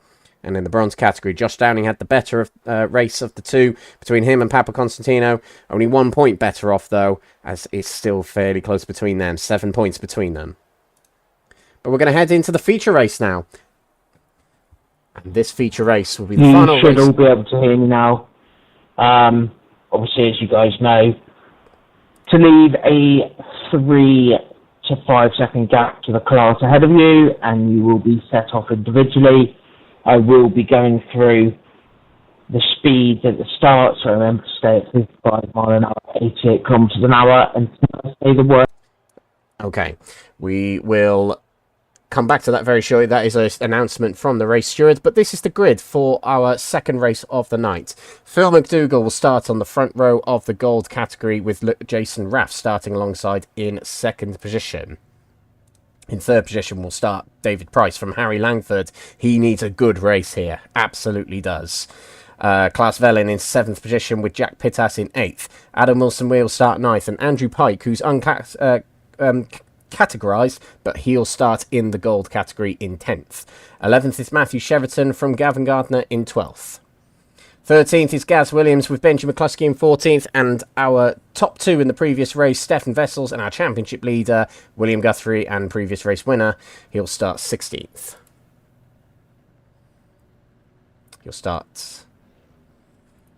whatever our unclassified drivers are doing, are being done there by SDK, whatever. We'll find out later where they actually are. Stein Vatens will start pole for the silver category, followed by Sean Shute. They did make the reverse grid eligibility. Mark Baker, 3rd position from Paul Williams, 4th. Zara McGuinness, 5th from Nigel Stock. Matthew Addy, the race winner of the previous race, will start 7th. And Alan McCain will have a back grid penalty by the looks of it in 8th place there. Stephen de Gravelia will start at the front of the bronze category with Sammy Ariba alongside. Jochen Siegert will start 3rd from Wesley Lewin. Gabriel Papaconstantino will start 5th position from Matt Gatter. Mike Reedner will start 7th from Joshua Downing in 8th. Shamoy Samuel will start 9th from Adrian Ruiz Hernandez, the previous race winner, in 10th. And Andrew Rooney will start at the back of the bronze category grid. Now, we did have pre-race announcements and briefing from the live race stewards, which basically tells the drivers how the race procedure will go, because this is a slightly more complex race start for these drivers than the sprint race. They'll start in their categories, grouped, and the gold category will set off first, and then about 10 to 15 seconds later the silver category will set off, and then the bronze category will set off after that. Now, we are going to hear the race steward over the airwaves here.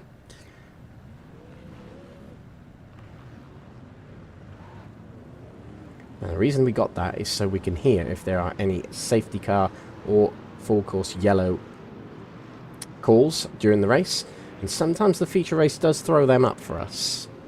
Now, the gold category have moved off. The silver category will wait and they'll progress a little bit later. So Phil McDougall and Jason Raff will lead us to the line to start this race. And when the lights go out for them, it means they can go racing. However, the silver category and the bronze category will wait for the instructions from the live race steward. Gold class, please hold 55 mile an hour, 88 kilometers an hour, and go on green. And the gold category are away for the start of their race, and they'll head into Silver, turn number 1. 55 mile an hour, 88 kilometers an hour, and go on my command. Relatively safe at the moment Silver for class. the gold category, and silver category Go. are now green, as we can hear. Stein Vatens leads them Bronze off class, the please hold line. 55 mile an hour, 88 kilometers an hour, and go on my command. Baker trying to make a move. heading Bronze into turn number 1. class. Go. Bronze category are away. Stephen de Gravelia leads them off the line to start this race. Oh, it was close heading into turn 1 between Sammy Ariba. Oh, and there is a spin. And slightly off the track goes Sammy Ariba, but he's able to carry on. But Pablo Contino shoots through and into 2nd place already. Technically 3rd place behind Debulavicius right now. But Stephen de Gravelia leads away in the bronze category at the start of this race. Meanwhile, in the gold, Phil McDougall strikes away more than a second clear of Jason Raff already. But what about our championship battlers? William Guthrie is already up a few places to 10th place in gold category. A blistering start. As right ahead, he has got some drivers battling, and he's going to try and wriggle his way through here somehow, somewhere. But Ben McCluskey is back here. So is Stefan Vessels, and Harry Langford is in 4th place right now. No position changes for him for the moment. He's got his teammate Jack Pittas behind to help him out, perhaps guard him from other drivers incoming. Oh, Sarah McGuinness was taking a spin there, and there is contact between her and Paul Williams as they head off at Maggots and Becketts there. And that is going to allow other drivers through, including Alan McCain, who started at the back of silver category. He's now behind Nigel Stock, and they can charge forward to try and get to the top of the silver category, which is led by Sean Shute for the moment.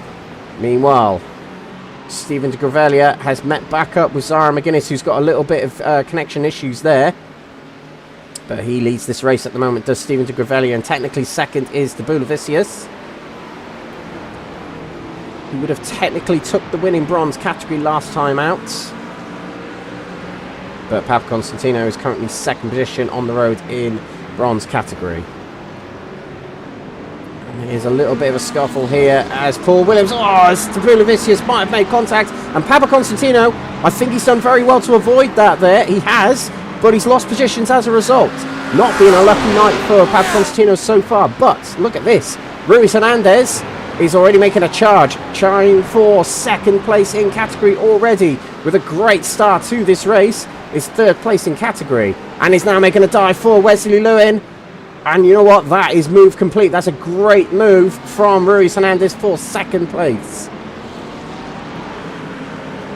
William Guthrie, 10th place, while the others behind squabble. That's David Price and Dennis Windman battling as they head into Copse Corner. They have got Gavin Gardner, Gaz Williams, Benji McCluskey and Stefan Vessels behind them, waiting to get past and make progress towards the front bunch as Langford has passed George Plaster and Jason Raff to get himself into second place and can now make a charge for Phil McDougall and try and win this race and make back some points that he's lost from race one.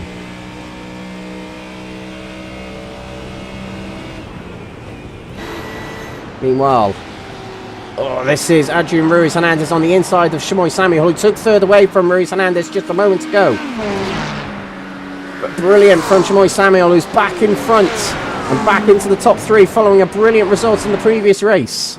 Gabriel Papaconstantino is there as well, hounding the front two drivers, and he's ahead of Josh Downing, more importantly for himself, as that's more points on his championship rival in the championship.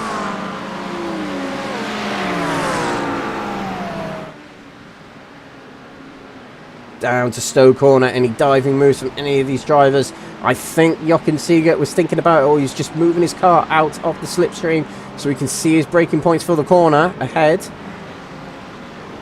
Papa Constantino had a good exit from the previous corner and is now going to try the outside and therefore the inside for the next corner. Great move from Papa Constantino, nearly contact between the two of them as they came out the corner, but Papa Constantino got away with that and he's now into fourth place. Brilliant move from him past Ruiz Hernandez. I think we are seeing movement in gold category. We are. Jason Raff appears to be falling down the order. He's off the track at Brooklands. And it's promoted William Guthrie up to 7th place technically in category. But 6th in gold category. Let's see if we can make this a bit easier for ourselves.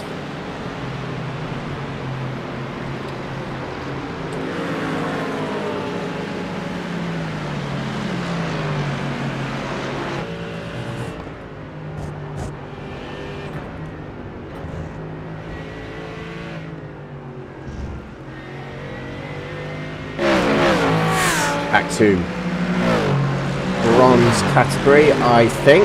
He's quite close in silver category, but Stephen de Gravelia is leading the way. He's got two silver category drivers between him and the other bronze category drivers. That's Sarah McGuinness and Paul Williams, creating a bit of a blockade for him. He leads away, and Stephen de Gravelia hasn't won a race yet this season in bronze category. It's very early doors, I realise, but being a Crest Autosport driver team manager, I'm quite excited about this.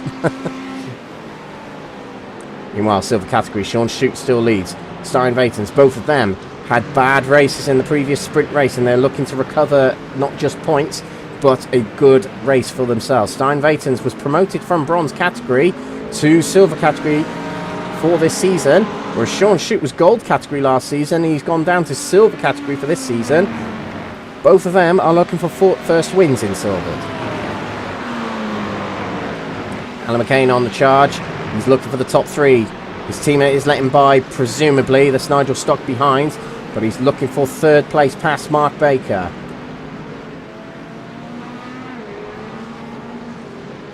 Fastest lap of the race is set by Harry Langford, and he is closing in, and he's close to Phil McDougall now.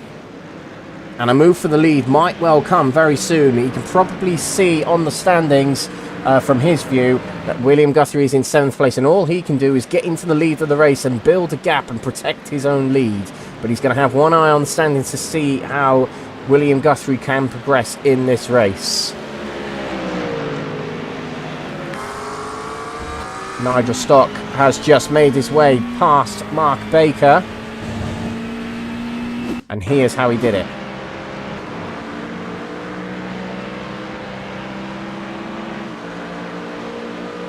Late braking going into Brooklands.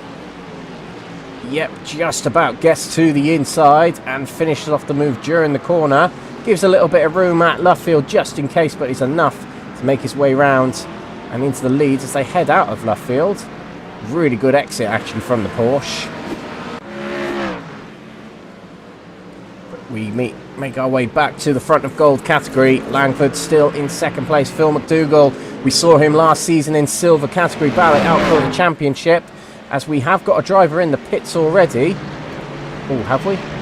Yes, Stefan Vessel's in the pits already, and there's no penalty to his name. So is this a scheduled pit stop?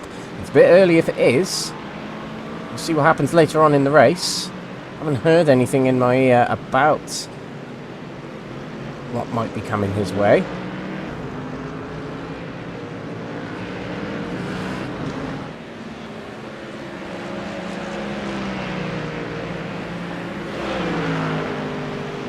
Close between these two. Langford is going to plan the overtake when he feels most comfortable. Phil McDougall goes a little bit wide, heading out of Brooklands.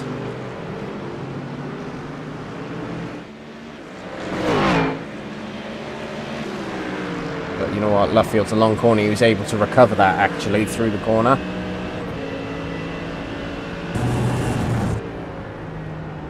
There's a battle in silver category. I just want to keep an eye on this here between the two gold category drivers. Matt Jordan and Nigel Stock have swapped places. Let's just get a quick replay of that. Hopefully nothing happens in gold category. I am guilty of missing incidents sometimes. That's heading out of Kink. There's Matthew Addy behind as well, but that looks like a late breaker move into Brooklands. Good move from Matt Jordan for 5th place. At the end of the hanger straight, no move yet from Harry Langford. His teammate Jack Pittas is 3 seconds down the road, so somewhat protecting Langford at the moment. And at the same time, it's good teams championship points for the Wolf Type 2 racing team.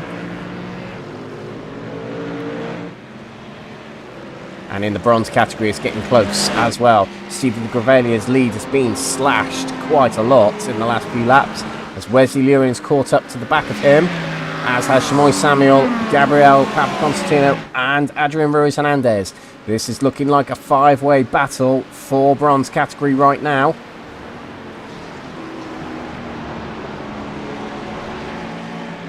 And there is fireworks going on in the silver category, but this looks like a move from Wesley Lewin to the inside at club corner on Stephen de Gravelia.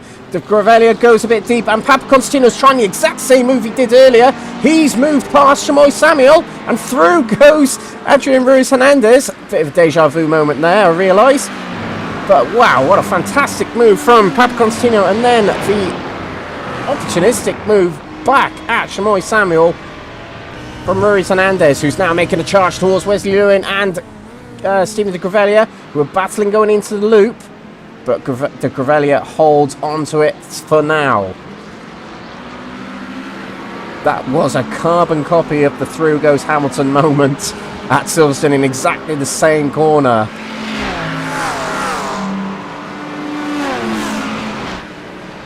Wesley Lewin looking for a move, and Papa Constantino is not wasting any time. Big diving move from Wesley Lewin, and De Gravelia on the brakes, holding it around the outside of Brooklands. But a car rejoining the circuit, that's really going to throw a cat amongst the pigeons. But Papa Constantino is now on the inside of second place Wesley Lewin, and out of Luffield. He's got it. That car in front was a bit distracting for Wesley Lewin and De Gravelia, but it's Wesley Lewin who's come worse off from that. De Gravelia is going to try and make a move. It's Mark Baker who is there disrupting things a little bit. De Gravelia makes the move going into Cobb's corner.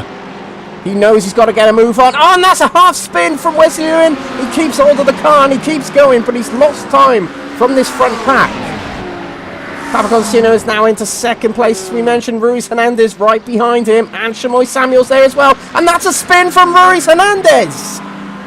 Stamps on the brake to try and stop the car, and is going to try and rejoin as quick as he can. But that looked like a self-spin from Ruiz Hernandez, unless a replay tells us otherwise.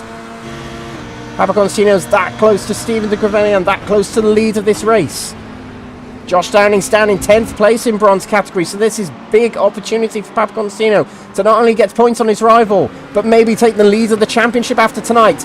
Oh, a little bit of a nudge on the rear end of the Corvette there, but not enough to disrupt. Through the final few corners they go, and there's only 12 minutes expired in this race. This could rage on for ages. But De Gravelia has held on to this for quite a few laps now. What an exciting battle this has been so far. Keep it going, please. Jochen Siegert might be joining this battle as well. He's in 4th place, just at the tail of this battle here.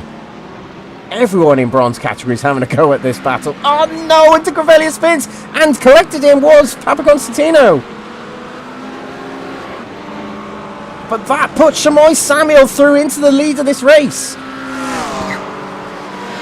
And also Jochen Siegert into 2nd place, and Papa Constantino has dropped more places. Oh, I think his car's got away with it. He might have got, I thought he would have got a little bit of damage on the front end, but he seems safe. But it seems that every incident that happens in front of Papa Constantino, he either loses out completely from it, or he loses a few positions from it. Somehow in this race he's avoided 2 potentially major incidents. He's still in 3rd, he can still fight for top spot, but it is Chamoy Samuel in the lead of this race now. If there are any Crest Autosport fans out there, and I'm sure there are many, but me being one of them, my head is thumping the table right now if you can't hear it. But that was a great multi-lap battle in bronze category, really exciting. But still, Bill McDougall is doing a fantastic job at holding on to this 1st place right now in gold category. He was battling for silver category last season and won many races, and went on a hard charge towards the end of the season to try and win the championship. Did come short. And we have to go to bronze category as Jochen Siegert. Something's just happened to him. He was in the top 3 and he's lost out now. Papa Constantino's going to make a move here. Oh, there is contact, and there we go. Contact from Papa Constantino sends Jochen Siegert round. Well, that might not be good for Papa Constantino. I'm afraid it didn't look very good from this view either. And that drops Siegert down to 5th. Papa Constantino carries on in 2nd. The only thing he can do now is just forget about it and just focus on the rest of the race. He might get a live black flag though if the stewards see the incident and hand out a penalty immediately for that. There was a car off in the middle. I think that was Mark Baker.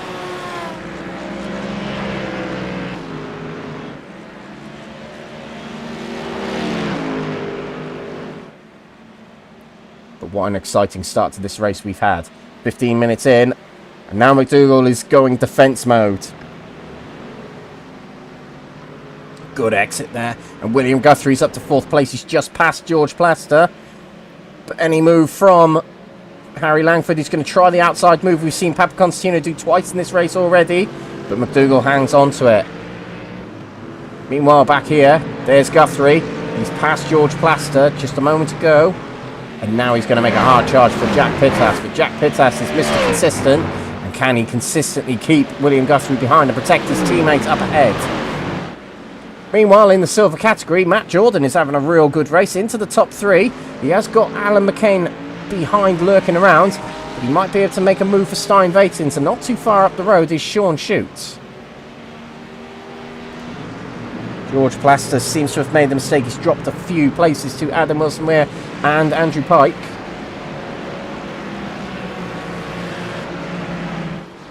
Meanwhile, in the bronze category, Papa Constantino is gaining rapidly on Chamoy Samuel just up ahead. The VCR driver. VCR have been a bit quiet this season, but every now and again their drivers appear and make some noise in this series, and Chamoy Samuel is doing it right now.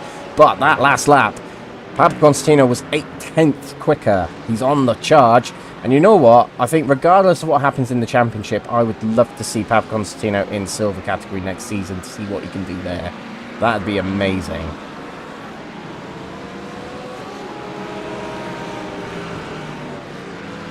But he'll want a championship before he moves up to silver category, I'm sure of it.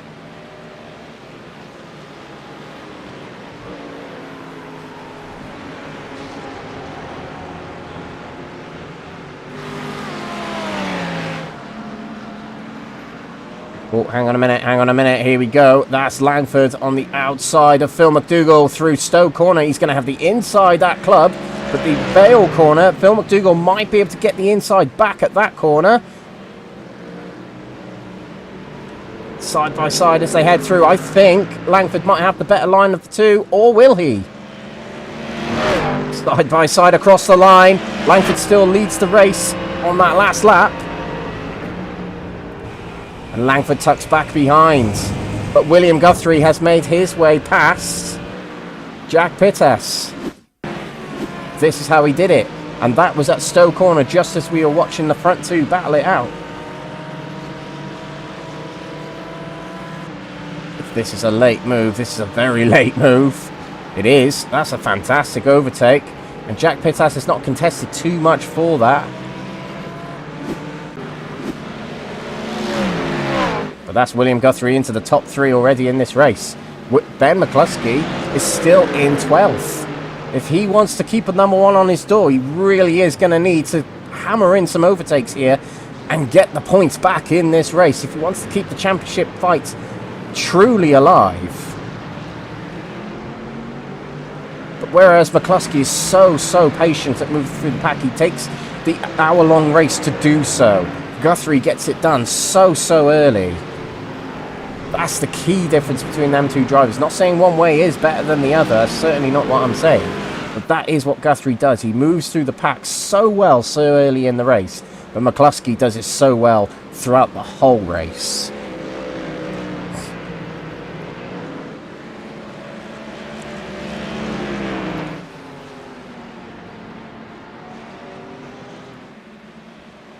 McDougall goes defensive again. But Langford can't make the move at Stowe corner.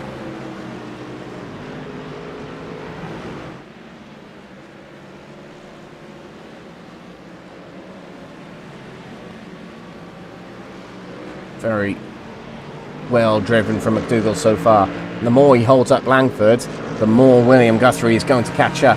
I think in this lap he's already clawed back half a second. Let's see what the time differences are on the time tower. Nearly a second quicker, in fact, on that last lap was Guthrie over Langford.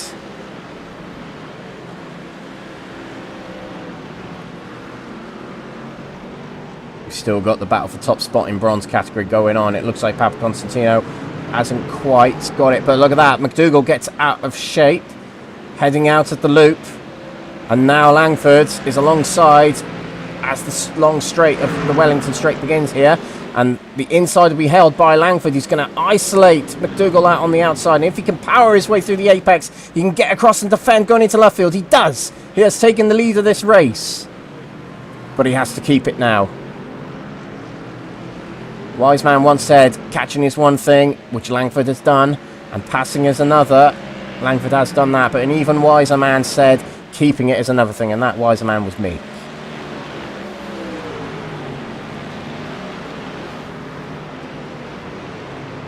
Battle for silver category on its way as well by the looks of it. Each driver within a second of each other in the silver category in the top four. But Langford's in front. He can get his head down and try and pull away from Guthrie and McDougall now. He hammers in some laps. He knows that Guthrie is going to come for second place. Can he do it? Well, McDougall has hung on very, very well, and he might be able to hang on before the pit stops. But Guthrie could be able to time his pit stop to get a very tactical undercut done to take second in this race.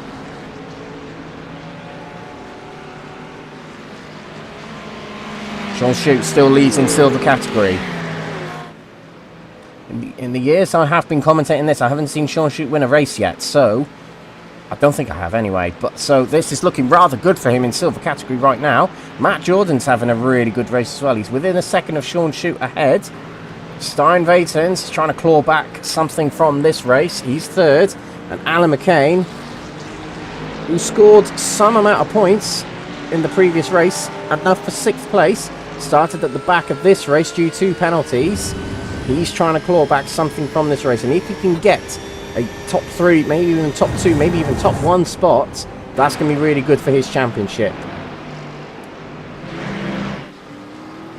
Still close between these two drivers, Shamoy Samuel and Gabriel Papaconstantino. Now up in front of them is Zara McGuinness. Won't be helping the VCR driver.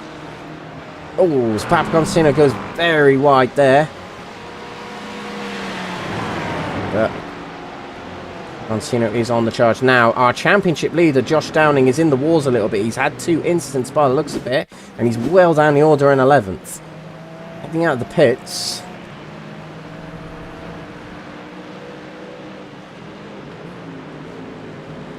It's just gone off the track there to let by the leaders, actually. So has taken an early stop, I think, has Josh Downing.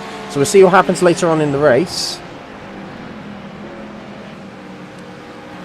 Samuel relatively safe from Papaconstantino for the moment, but Matt Jordan is getting real close to Sean Shute ahead. In fact, he's alongside, backs out of it as they head into Maggots.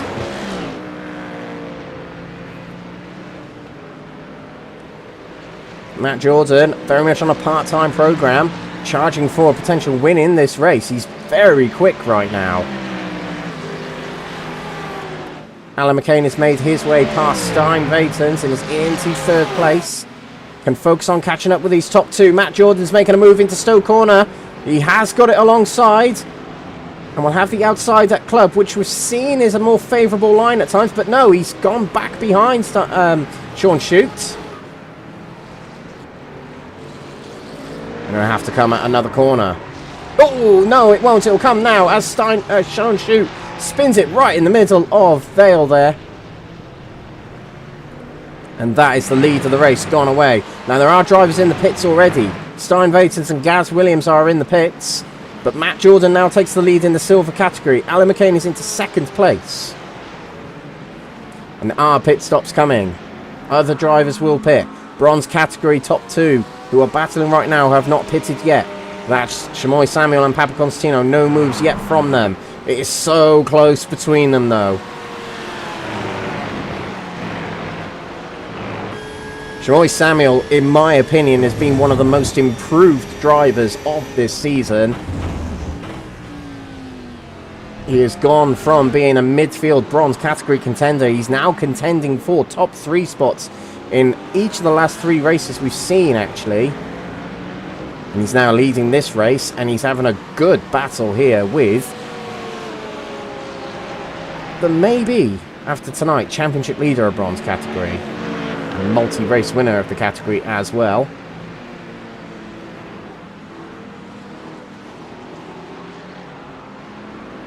Papaconstantino is so close. He's trying different lines to get the upper hand of Shamoy Samuel ahead.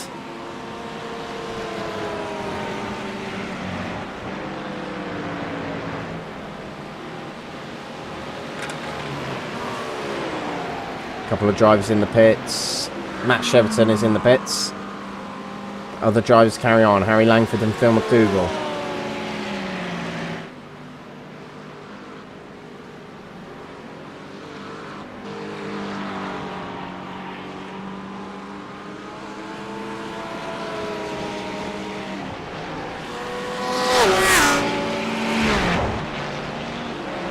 yet from Papa Constantino. Chamoy Samuel holds it at the moment. Silver category are carrying on. We've got Steinvaitens to keep an eye on. He pitted early in this race. However, heading into the final corner, so close again between these two. There really is nothing to separate them right now. But if Papa Constantino can get in front, can he pull away? He was super quick in qualifying earlier on. He's going to take to the inside going into Abbey Corner, but can't get it enough alongside. Has to go back onto the racing line. Jochen Seeger and Stephen de Gravelia are both in the pits.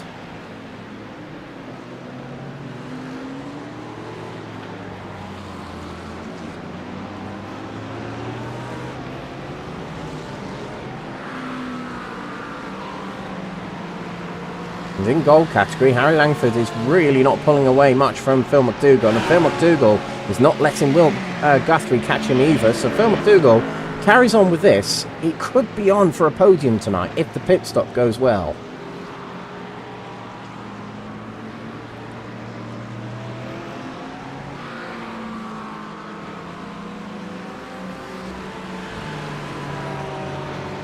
And Phil McDougall, the aforementioned, is in the pits now. So is William Guthrie. Adam Wilson-Weir as well. Langford has carried on. He sat behind Phil McDougall for a few laps, so he probably could have lifted and coasted and saved a bit of fuel with being in draft as well. Benjamin McCluskey carries on. He's normally fuel whisperer. He's very good at saving fuel.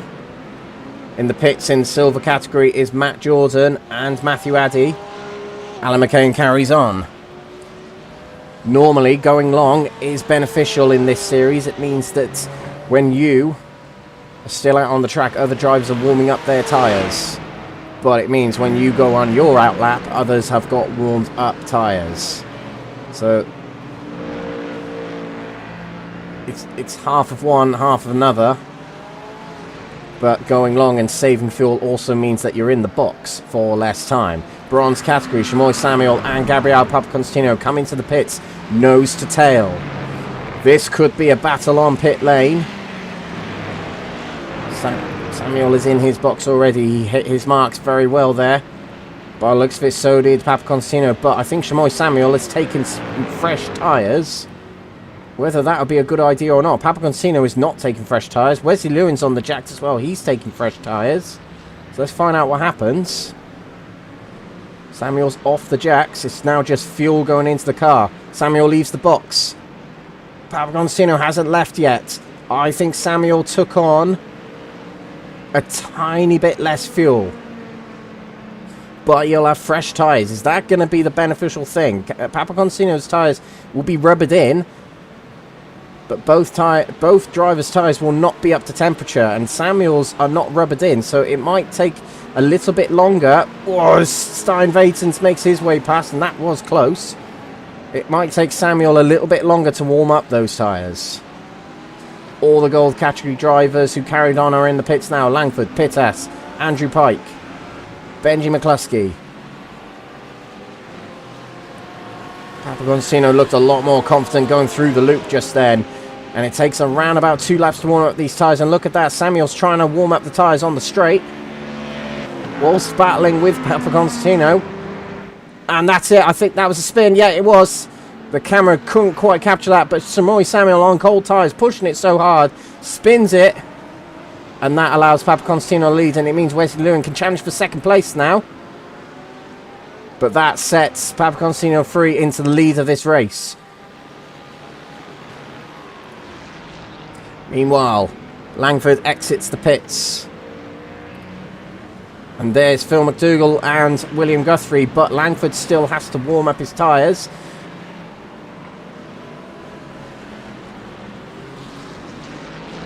We probably did see it with bronze category. It certainly is more beneficial to leave your tyres on. But it probably means that later on in the race, they will degrade a little bit more than other drivers will.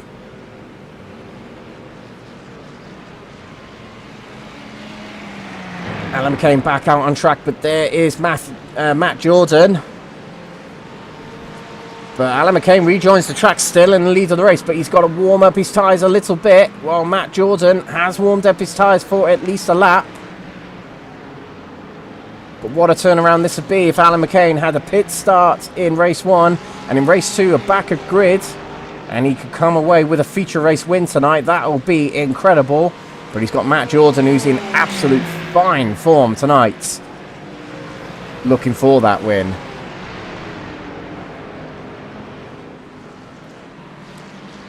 In gold category, Andrew Pike has made his way past William Guthrie.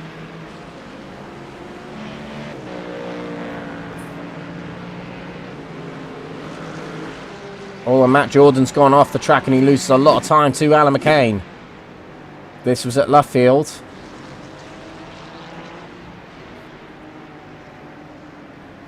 Goes wide at Luffield there. Tries to take a late apex. Probably put on the power a little bit too late. Oh, and the car just switches sideways. Somehow he kept hold of that. It's very well done. But he drops a lot of time. He stays in second, but he drops a fair bit of time. Matt Addy, let's just give a shout out to him. First place in the sprint race, first win of this season, and he's in the top 3 in this feature race. So this could be, so far, his best round of the season. William Guthrie trying to get back into the top 3. Andrew Pike is really shaking things up here for William Guthrie. Means that Langford can stretch his lead away. He's 3.5 seconds clear. It's been a very good pit stop period for Langford. There's a car off on the inside. There's the Bulavicius just getting out of the way. Yellow in 10 seconds. Full course yellow in 10 seconds. So we will come down to a crawl. Course yellow in 5, 4, 3, 2, 1. Full course yellow activated. Okay, so William Guthrie was on the brakes a lot earlier than Andrew Pike, and Andrew Pike was able to stretch away a little bit, and he caught up with Phil McDougall a little bit there. Hard to see if he was on the limiter in time, but basically what this means... Augustus, this is out for you with your car. I don't know how damaged it is. If you feel like you can get it back to the pits, please continue to stay out of the racing line. If your car is badly damaged because you've got a lead pack with you, can you pull over and tow? I'll make the decision on what you do. Cheers, buddy. That is Bulavicius. He's got a lot of damage on the right side of his car, and in fact he is going to exit it back to the pits. He'll get a tow back, and that is race over for last week's bronze category Nordschleife winner. Full course yellow ending in 5, 4, 3, 2, 1. Full course yellow ended. Your driver's back on the throttle. They can get going again.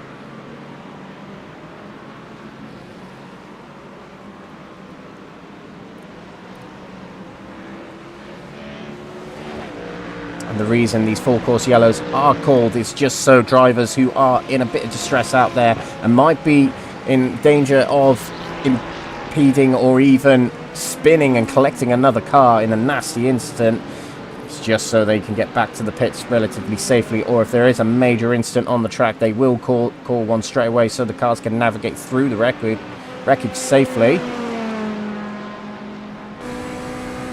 This is Stephen de Gravelia, though, in bronze category, chasing Wesley Lewin, trying to get back towards a good spot at the top. And in fact, Wesley Lewin goes wide, and that allows Stephen de Gravelia back through, and there is contact between the two again. But de Gravelia hangs on to it, and he's back into a strong position of second place. He was leading this race earlier, and he did spin the car. But I feel like a lot of drivers in the bronze category tonight in this feature race have either gone off the track or spun it. There's been a real... Every single driver, really, in bronze category has been contending in the top spots here in this race. Oh, as Wesley Lewin took a half spin there, he did keep it going, but that's going to set Stephen de Gravelia free to capitalise on this second place is taken now. But 16 seconds clear. Well, I don't think it is 16 seconds clear. I think we still need to wait for the splits to catch up a little bit. But Pab Constantino is a long way clear. I think it's actually more like... No, it probably is about 15 seconds, actually. 15, 16 seconds. So a big lead for Pab Constantino. He had to work really hard to get it, to be fair to him. And there is a little bit of a question mark over an incident that happened earlier on as well.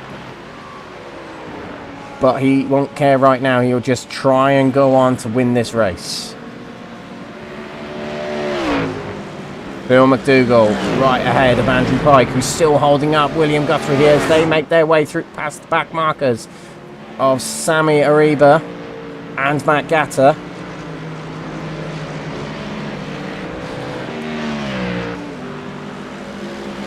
Andrew Pike, a part-timer in this series. Good race at the moment. Third place right now. And the driver we saw pitting earlier, or very early on, Stefan Vessels, and he's in 9th place right now. So it hasn't quite worked out for Stefan Vessels at the moment. The driver who got pole position for the sprint race, but didn't win it. William Guthrie took the position and won that race. Oh, as William Guthrie is alongside Andrew Pike and makes the move.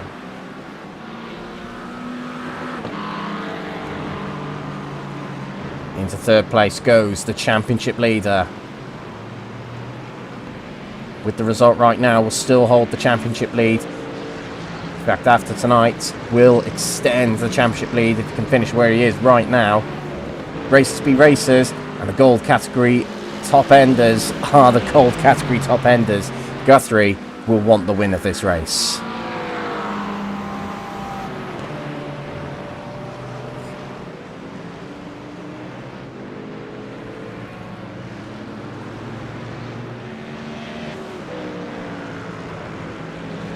You just mentioned Stefan Vessels. Oh, and there's contact between him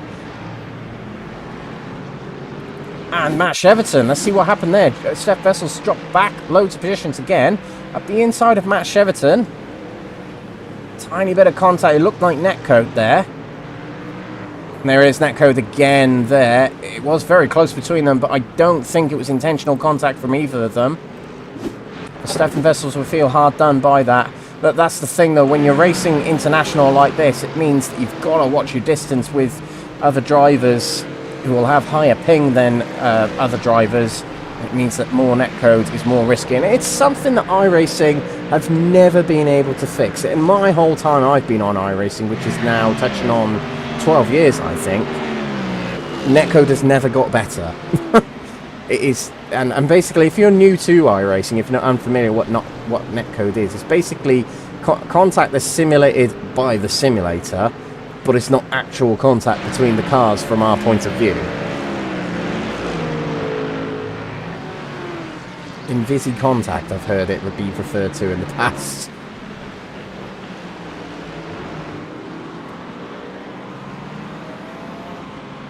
It's the great mystery that iRacing probably will never solve. Here's netcode. Now this is William Guthrie chasing second place, Phil McDougall. And if William Guthrie can get into second place, it'll be a very, very successful night for William Guthrie. And I would go as far as to say it probably puts one hand on the trophy, but it does only take one bad round. And we've seen that from Langford. Well, we've seen that one bad race from Langford. Oh, hang on a minute. William Guthrie's to the inside because Phil McDougall locked up going into Luffield there. And that's easy pickings for William Guthrie. Let's just see if we can get an aerial shot. What happened to Phil McDougall there? It looked like he locked up into Luffield.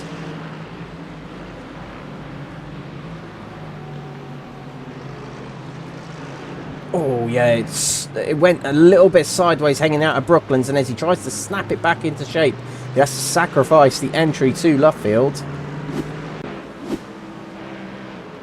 And that does hand second place to William Guthrie, but he has to keep it now. Phil McDougall's looked real strong tonight, the graduate from Silver category.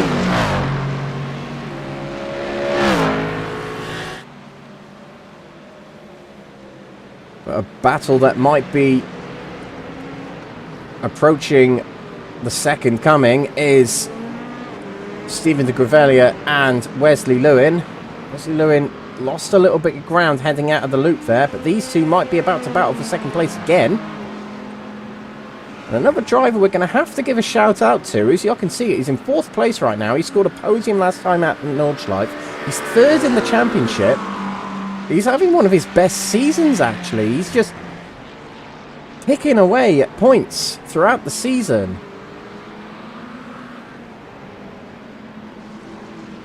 Real good job from him tonight again. Now Alan McCain and Matt Jordan. It's less than 2 seconds between them, so Alan McCain's being kept honest by Matt Jordan.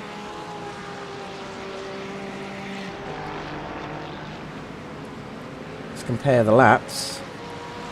59.9 for Alan McCain, 59.2 for Matt Jordan. So Matt Jordan looking real quick out there. And while we think about laps, best laps of each category at the moment, William Guthrie will get bonus point for fastest lap as it stands in gold category. Matt Jordan in silvers and Papa Constantino in bronze.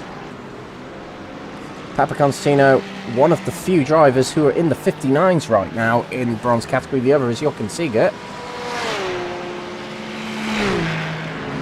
Oh, and we have got movement in the bronze category. That's Wesley Lewin making his way past Stephen de Grevelier.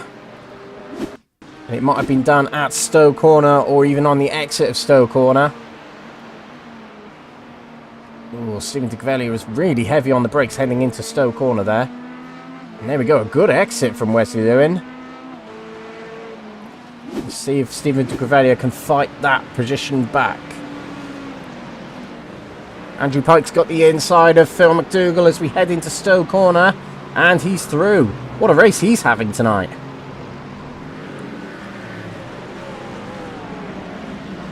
Into the top 3 goes Andrew Pike.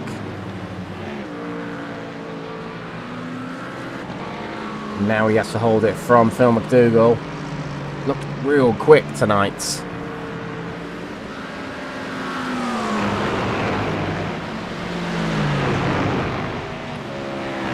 The Aston Martin kind of on home turf here. The Aston Martin Formula 1 headquarters situated here at Silverstone, so somewhat of a home feeling for the Aston Martin here.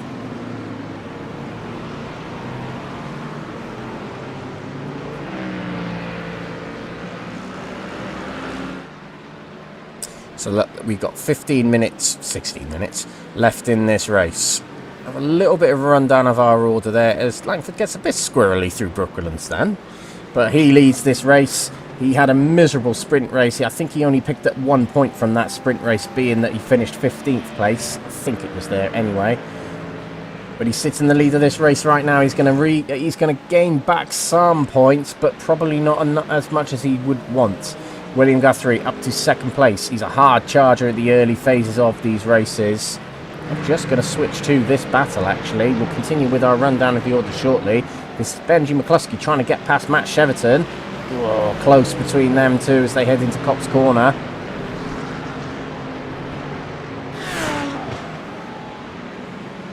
And we've watched Matt Cheverton on this channel in many series for many seasons. We know he is not easy to overtake. It's almost like every battle Cheverton's in is going to be his last battle ever. That's what it feels like sometimes, and it's great to watch.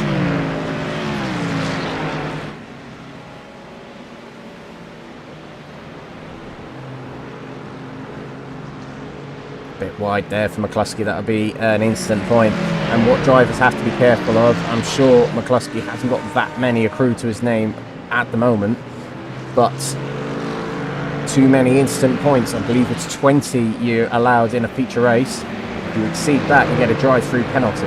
It's just something you have to be aware of whilst you're racing.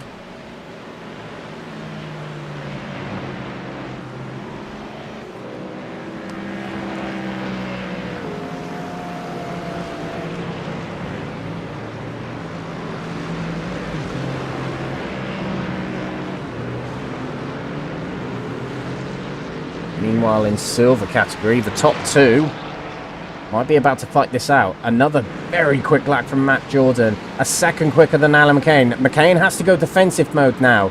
A win could be swiped away from him here as Matt Jordan's looking superbly quick out there.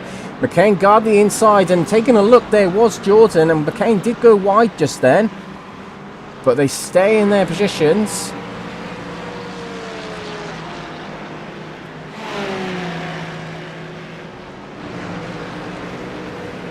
We'll come back to this. It's Matt Cheverton and McCluskey side by side going into Copse Corner again. Right on the exhaust of Cheverton there is McCluskey. Has he found the outside? No, he hasn't. But wow, it is so close between these two, and you can just tell McCluskey is trying to find a way past so that he can get up towards Adam Wilson-Weir, I imagine, so he can get another position and get some points. It will come to this part of the race where McCluskey might start panicking to think, right, I've got to get some positions here. I've got to get some points. I've always compared McCluskey to the likes of Andy Prio, where he doesn't necessarily need wins to win championships, but at this point in the season, he needs positions to keep the championship going.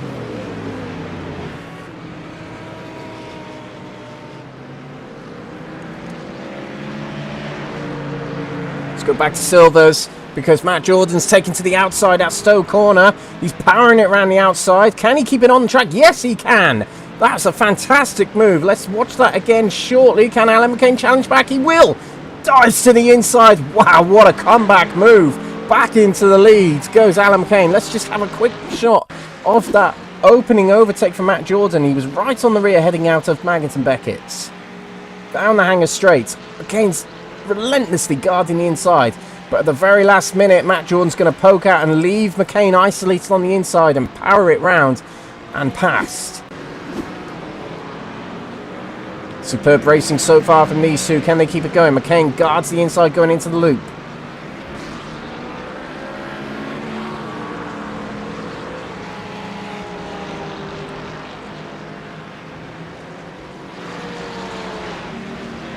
McCluskey back alongside Cheverton again as they head up towards Copse Corner again. Oh, a little bit of contact between the two.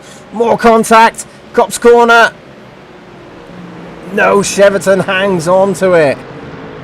And Gaz Williams is going to join in here. So is Gavin Gardner. Maybe even Stefan Vessels at the back of this train as well.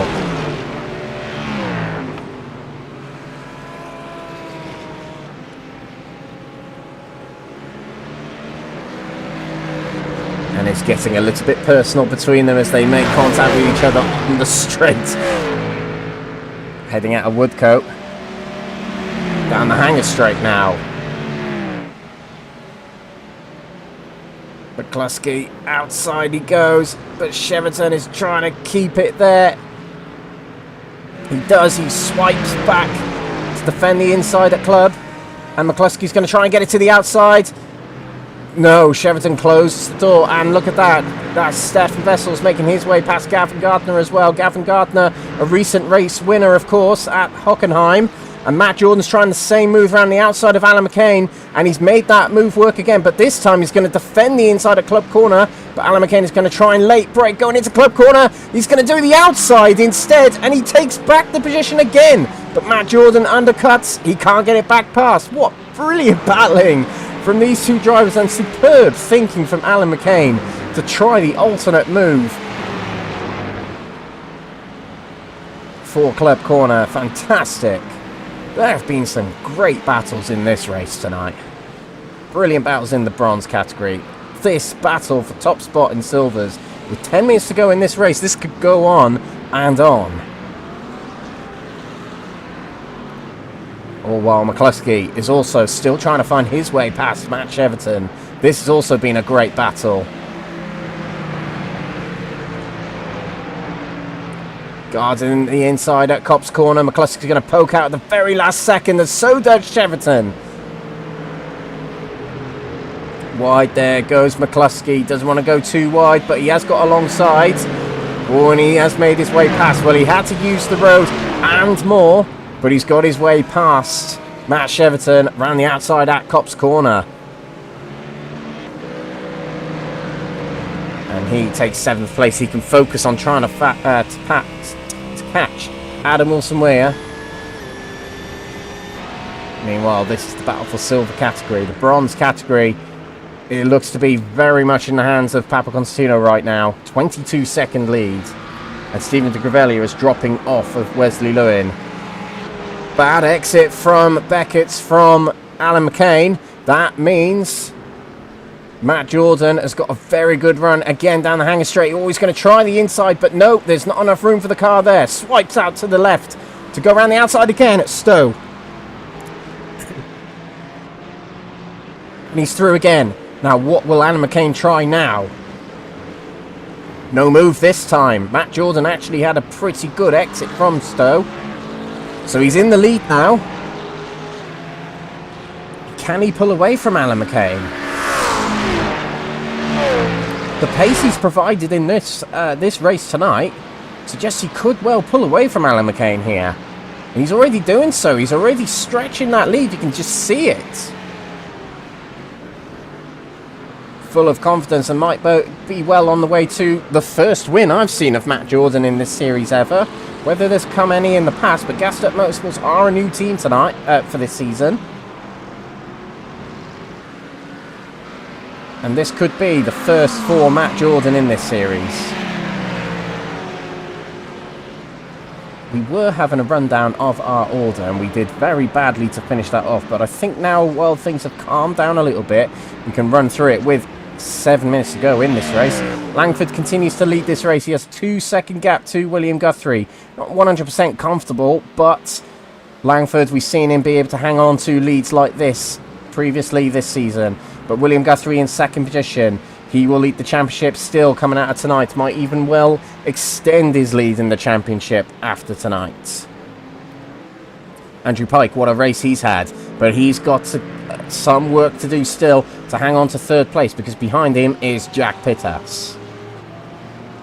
Meanwhile, silver category, we have just witnessed Matt Jordan take the lead of the race, and now he's gapping the 2nd place driver. But what a race this has been from Matt Jordan, provided brilliant pace tonight.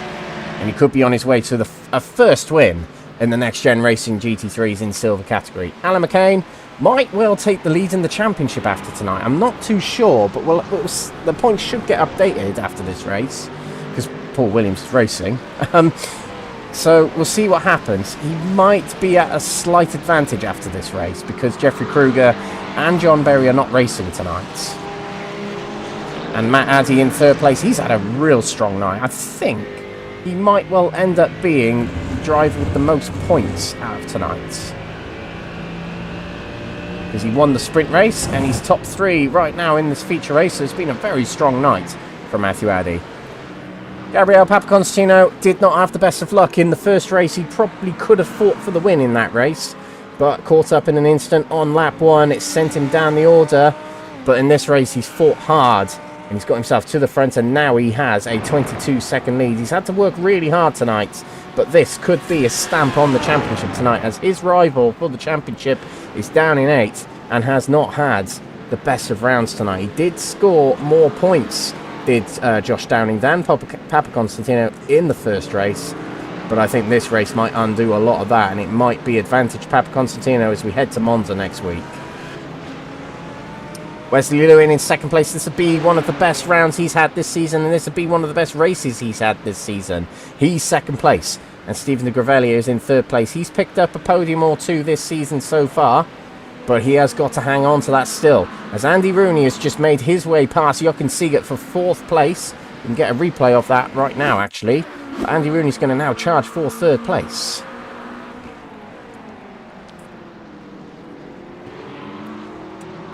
Siegert ahead. Does he make a mistake? Yeah, he does. The car goes sideways and he kind of stamps on the brakes to make sure it stays in a straight line. Right thing to do in that circumstance, but it does relinquish the position to Andy Rooney. He is going to try for 3rd place in this race, clearly. And another battle for 3rd place is going on between Andrew Pike and Jack Pittas. Andrew Pike's put in a real good stint tonight, especially in this feature race. And 3rd place would be very well done indeed for him. But Jack Pittas,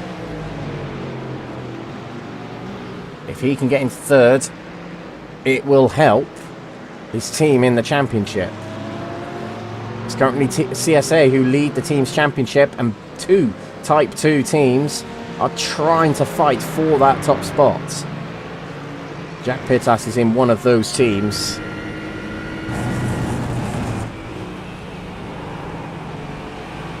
Just a few minutes to go, just a few laps to go. And after the race, hopefully we'll get some interviews. Normally Gabriele Papaconstantino comes to talk to us after the races. Might get a word with William Guthrie as well.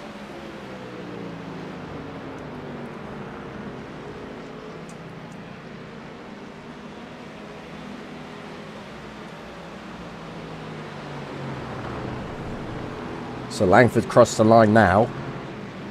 I think it will be 2 laps to go for Langford now.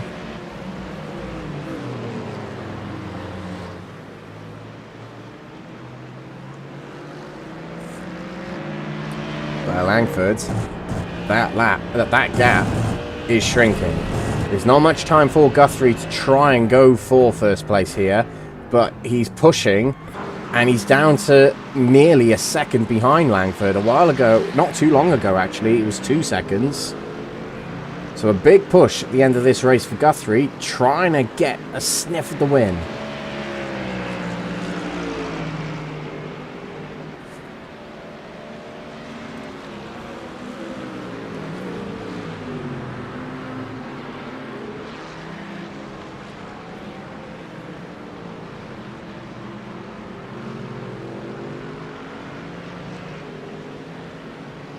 Langford just needs to hit his marks.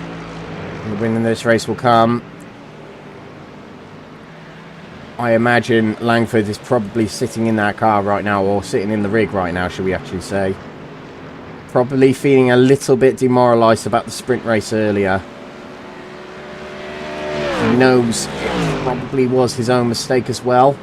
Just pushing a little bit too hard out of turn 4 on the opening lap of the sprint.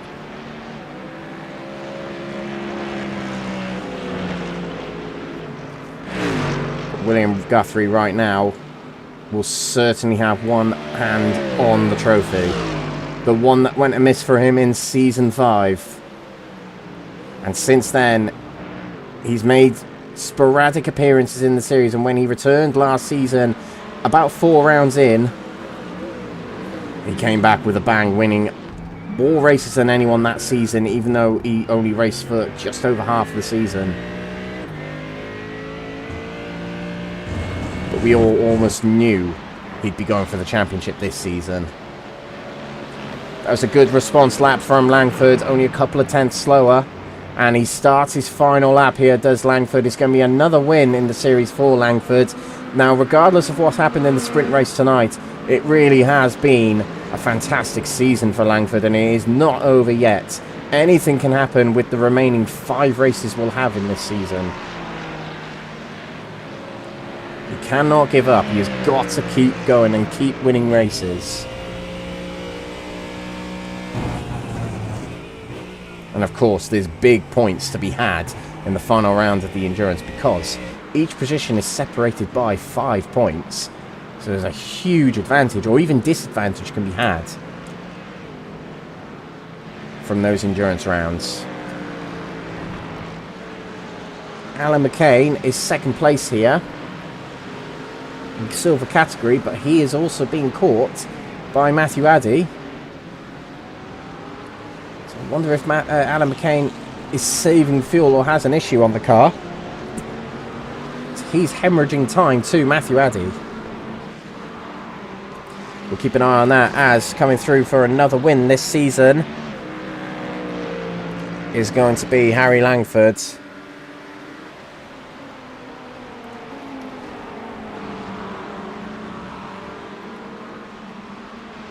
His first win of the season came at Interlagos. He then won the sprint race at Aragon. He nearly won the feature race at Aragon as well. and he's held the championship lead for a long time, but heading into tonight, he was on the back foot. But in this feature race, he claws back a race win and some points. It's a win for Langford, but probably a breakthrough outright championship lead now for William Guthrie in second place in this race. A brilliant charge through the field to get there as well. Andrew Pike holds on to third place, a spectacular result for him in this race, and it looks like a flash of lights. Congratulations between the two drivers as they battled hard for the remainder of that race. Now Matt Jordan is heading towards race finish, and Alan McCain is trying to hang on to second place. But a first win ever in the series for Matt Jordan, and he's put on quite the show tonight as well. Matt Jordan is going to come through as winner of the silver category for the first time ever. Alan McCain comes through in second place. He hangs on to that spot from Matthew Addy. And you know what? What a night it's been for Matthew Addy, one of my drivers of the day. A win in the sprint race and a podium in this feature race. And Alan McCain, with the results he's had tonight, the recovery results, let's just say, he's had tonight, might well have saved his championship a little bit following the penalties he's had at Nordschleife. Gabriel Papaconstantino picks up another win in bronze category. I'll find out shortly later how many wins he's had this season, but it's been a lot in bronze category, and he will have the championship lead after tonight, undoubtedly. Wesley Lewin is going to come through for a season best second place in this feature race here right now. And there has been a bit of a shuffle up in the bronze category as well, as Stephen de Gravelia has dropped off the podium. But Wesley Lewin will celebrate his second place there. He picks up silverware in this feature race. And Jochen Siegert, fantastic season he's having. Third place in the championship heading into tonight, and it's a third place in the feature race. I just want to say well done everyone. That this week's race was a hell of a lot better than last week, so massive improvement in full course shallows, race starts and everything, so yeah, hats off to you. Hopefully it's trying to make your lives easier, and we'll see you next week. Word from Stewards there to congratulate the drivers. Yeah, very good standard of racing tonight. A couple of argy-bargy moments, but generally the full course yellow procedure was followed very, very well. So let's go to our provisional results of the feature race here at round 7 of Silverstone. Harry Langford takes another win this season from William Guthrie, less than a second behind in second place, who clawed up to second place from the back of the grid in this race. Andrew Pike, a first podium for him in the series, a brilliant result for him. Jack Pittas fourth from Phil McDougall, who fought very valiantly for those top spots and finishes a very good fifth place. Adam Wilson-Weir, sixth position from Benji McCluskey, who couldn't quite claw back enough positions. He finished seventh from Gaz Williams in eighth. Matt Cheverton in ninth from George Plaster in 10th. Gavin Gardner in 11th place from Stefan Vessels in 12th. Dennis Windman in 13th. Jason Raff 14th. David Price 15th. And a DNF by looks of it for Klaas Vellen. Silver category, not many drivers racing tonight, unfortunately, but still very entertaining, especially from those top two. Matt Jordan, first position from Alan McCain in second. And Alan McCain might have taken the lead of the championship after tonight. We'll find out shortly. Matthew Addy, one of my best drivers tonight, in my opinion. Third place for him. 2 podium finishes tonight in silver category, and I think the highest point scoring driver in silvers tonight. Sean Schutz, fourth from Nigel Stock in 5th. Stein Vatens in 6th position. Paul Williams 7th from Zara McGuinness, and the lap down was Mark Baker. Bronze category, another win this season for Papa Constantino. Gabriel Papaconstantino, 32-second lead in that bronze category to Wesley Lewin in second, and Jochen Siegert picking up another podium in third place. Andy Rooney, fourth position from Adrian Ruiz Hernandez in 5th, who won the sprint race earlier on. 6th position, Stephen de Gravelia, and a lap down was Shamoy Samuel, Joshua Downing, Sammy Ariba, and Matt Gatter, who all finished the race still, I believe. But DNFs from this race was Mike Riedner and Augustus de Bulavicius.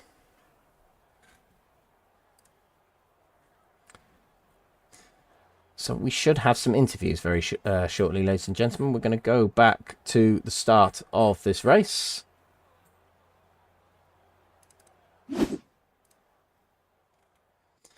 Now, one thing I want to check before we get underway with some interviews is I want to check how many race wins Gabriel Papagostino has had this season. He won the feature race at Mexico, 1. He won the sprint race at Interlagos, 2. He won the feature race at Interlagos, 3. So that's 3 from 4 he had at the start of the season. He missed the endurance at Road America, but he came back. He did not pick any wins at Aragon.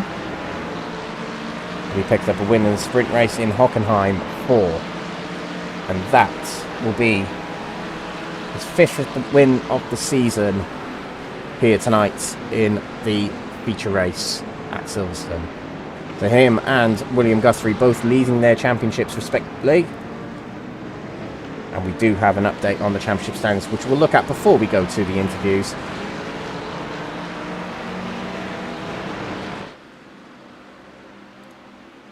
So here we go. Here's an update on the championship standings as we head out of round 7, with drop rounds refreshed as well by the seeming of things. And it is William Guthrie at the top of the table. He is 23 points clear in the gold category. That is a much healthier lead than what it was seeming like a round or 2 ago. Harry Langford, this hasn't ended up being his worst round of the season. It won't serve as a drop round, but he is much further behind in second place after tonight. And also, Benji McCluskey did not have a good round tonight either. He had his 3rd worst result of the season, and he is only 2 points behind Harry Langford as they head out of tonight. But they both are more than 20 points off top spots. Into the silver category, Alan McCain does indeed take the lead of the championship by 11 points now from Paul Williams, who takes 2nd position in the championship following a stream of good results for him in this last few rounds in this championship. Jeffrey Kruger has missed 2 rounds. He drops to 3rd place in the championship, but he is tied with Paul Williams for 2nd place. And Jonathan Berry does drop to 4th place. He will have some work to do if he wants to try and win the championship, if he's back next time, which is at Monza. Over to the bronze category next. Gabriel Papaconstantino does take more of a lead in the championship, but it is only by 9 points.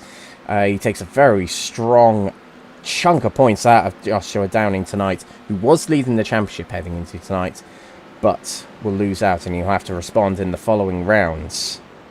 And Adrian Ruiz Hernandez will go back into 3rd place tonight, and he'll take that spot from Jochen Seeger, who falls to 4th, 5 points off that 3rd spot. And in the team's championship, CSA team pass up still lead the championship, but it's only by 5 points, and in fact the gap hasn't moved as they and Type 2 Racing Wolf score the exact same points tonight.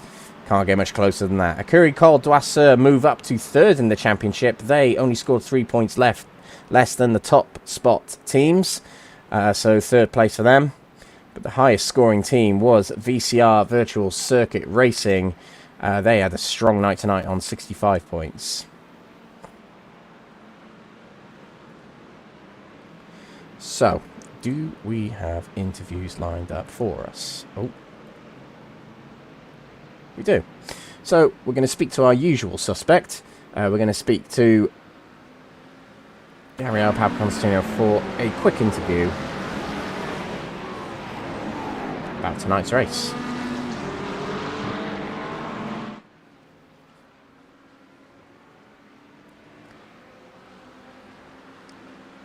So we're joined in the comms box by Gabriel Papaconstantino. If he could hear me, now he can. But yeah, Gabriel, welcome back to the comms box. So tonight, well, it was quite a dramatic round for you. There's quite a lot of the incidents you were caught up in the sprint race. You had to avoid a lot as well. But you've actually put yourself into a very strong championship position now. So you must feel somewhat relieved about tonight, but pleased at the same time. Yeah, it was a bit of a topsy-turvy round, what with all the incidents, well, the one main incident that happened in the first race, and then with this one having to duck and dive out of other incidents, learned my lesson from the first one, keeping my distance. But yeah, though it's definitely a big benefit. I felt really good coming into this round, the car felt really good, so I was really hoping for a good result, and I think, given the circumstances, I came away with quite a good one. We'll talk about the feature race very shortly, which was a stellar performance. But let's just chat about what happened in that sprint race. It was coming out of turn 4 in lap 1. Looked to us like you were avoiding a car that spun in front of you. I think it was Harry Langford, actually. And it just got collected by another car. Would you say that's what happened from your view as well? Yeah, it was just a bit of a car park at the start. You sort of expect normally with race cars all being bunched up together in that first section here at Silverstone. So yeah, just coming out that corner, it's a bit of a blind exit, and you sort of foot's pinned to the floor, so you're not really thinking about it. But yeah, just saw brake lights coming at me really quickly, so I had to grab on the anchors, try and duck out the way, and obviously that Constantina's up behind you, and yeah, it's a bit unfortunate as it's just one of those things, but yeah, it is what it is. I tried to maximise as much as I could in this race and just clear my head and move on to the feature. And let's talk about that feature race. There were a lot of incidents or near incidents you had to miss there, but once you got into the lead, it looked very much easy pickings from then on. But yeah, just chat us through how the feature race went for you. Yeah, I mean, as I mentioned, the car was just fantastic all through the week. When I was just doing some practice, it just felt so good. And then the practice session that we had yesterday as well, it was fantastic. And then today, of course, that carried over. So the car felt really good. I just had to, once I was out in the lead, just had to keep myself in check. Don't do anything stupid. Don't try and push the envelope. But yeah, I had a bit of a clear gap, so I just sort of kept it on the straight and narrow, and made sure I brought the result home. Fantastic. And now you take the lead of the championship. It's been a long time coming, but you finally have that lead in the championship. How confident are you for the remaining races now? Now that we're coming towards the end of the season, I'm trying not to think about it too much, trying not to let it get to my head. But yeah, of course it's there, it's always there, you're always going to be thinking about it, it's always what you're striving to do with these results. So yeah, I'm just going to be taking it race by race, lap by lap, making sure I do the best that I can do, and hoping that will result in a championship. Fantastic. And the next round is at Monza. Very much track about top end speed. So how are you feeling about that, and how does the Lambo feel about that? Yeah, I mean, we'll just have to see. I didn't hold out much hope for Silverstone, but again, it pulled through. It's a plucky little car, this one. But yeah, I mean, we'll just see how it feels. I enjoy Monza. I do like it. It's a good track for me. I've driven it quite a few times in this series as well. So yeah, it's just going to be damage limitation at turn 1, at lap 1, as you well know. So yeah, just see how it goes, maximise as much as we can. Great stuff. And before you shoot off, Gabrielle, anybody you want to give a shout out to who might be watching the live stream right now? Yeah, just the usual shout outs to mum and dad back home in Cyprus. They'll be out watching this right now. Girlfriend in Germany, she'll be watching this too.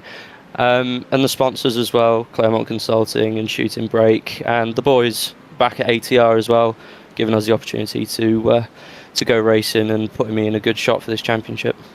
Fantastic stuff. Well, looking forward to seeing how that will progress next week. Well done tonight, Gabrielle. We'll see you next time at Monza. Thank you very much, Alex. There we go. I remember Gabriel Papaconstantino when he first came along to the series. I can't quite remember what season it was. It might have been season 6. It might have been earlier.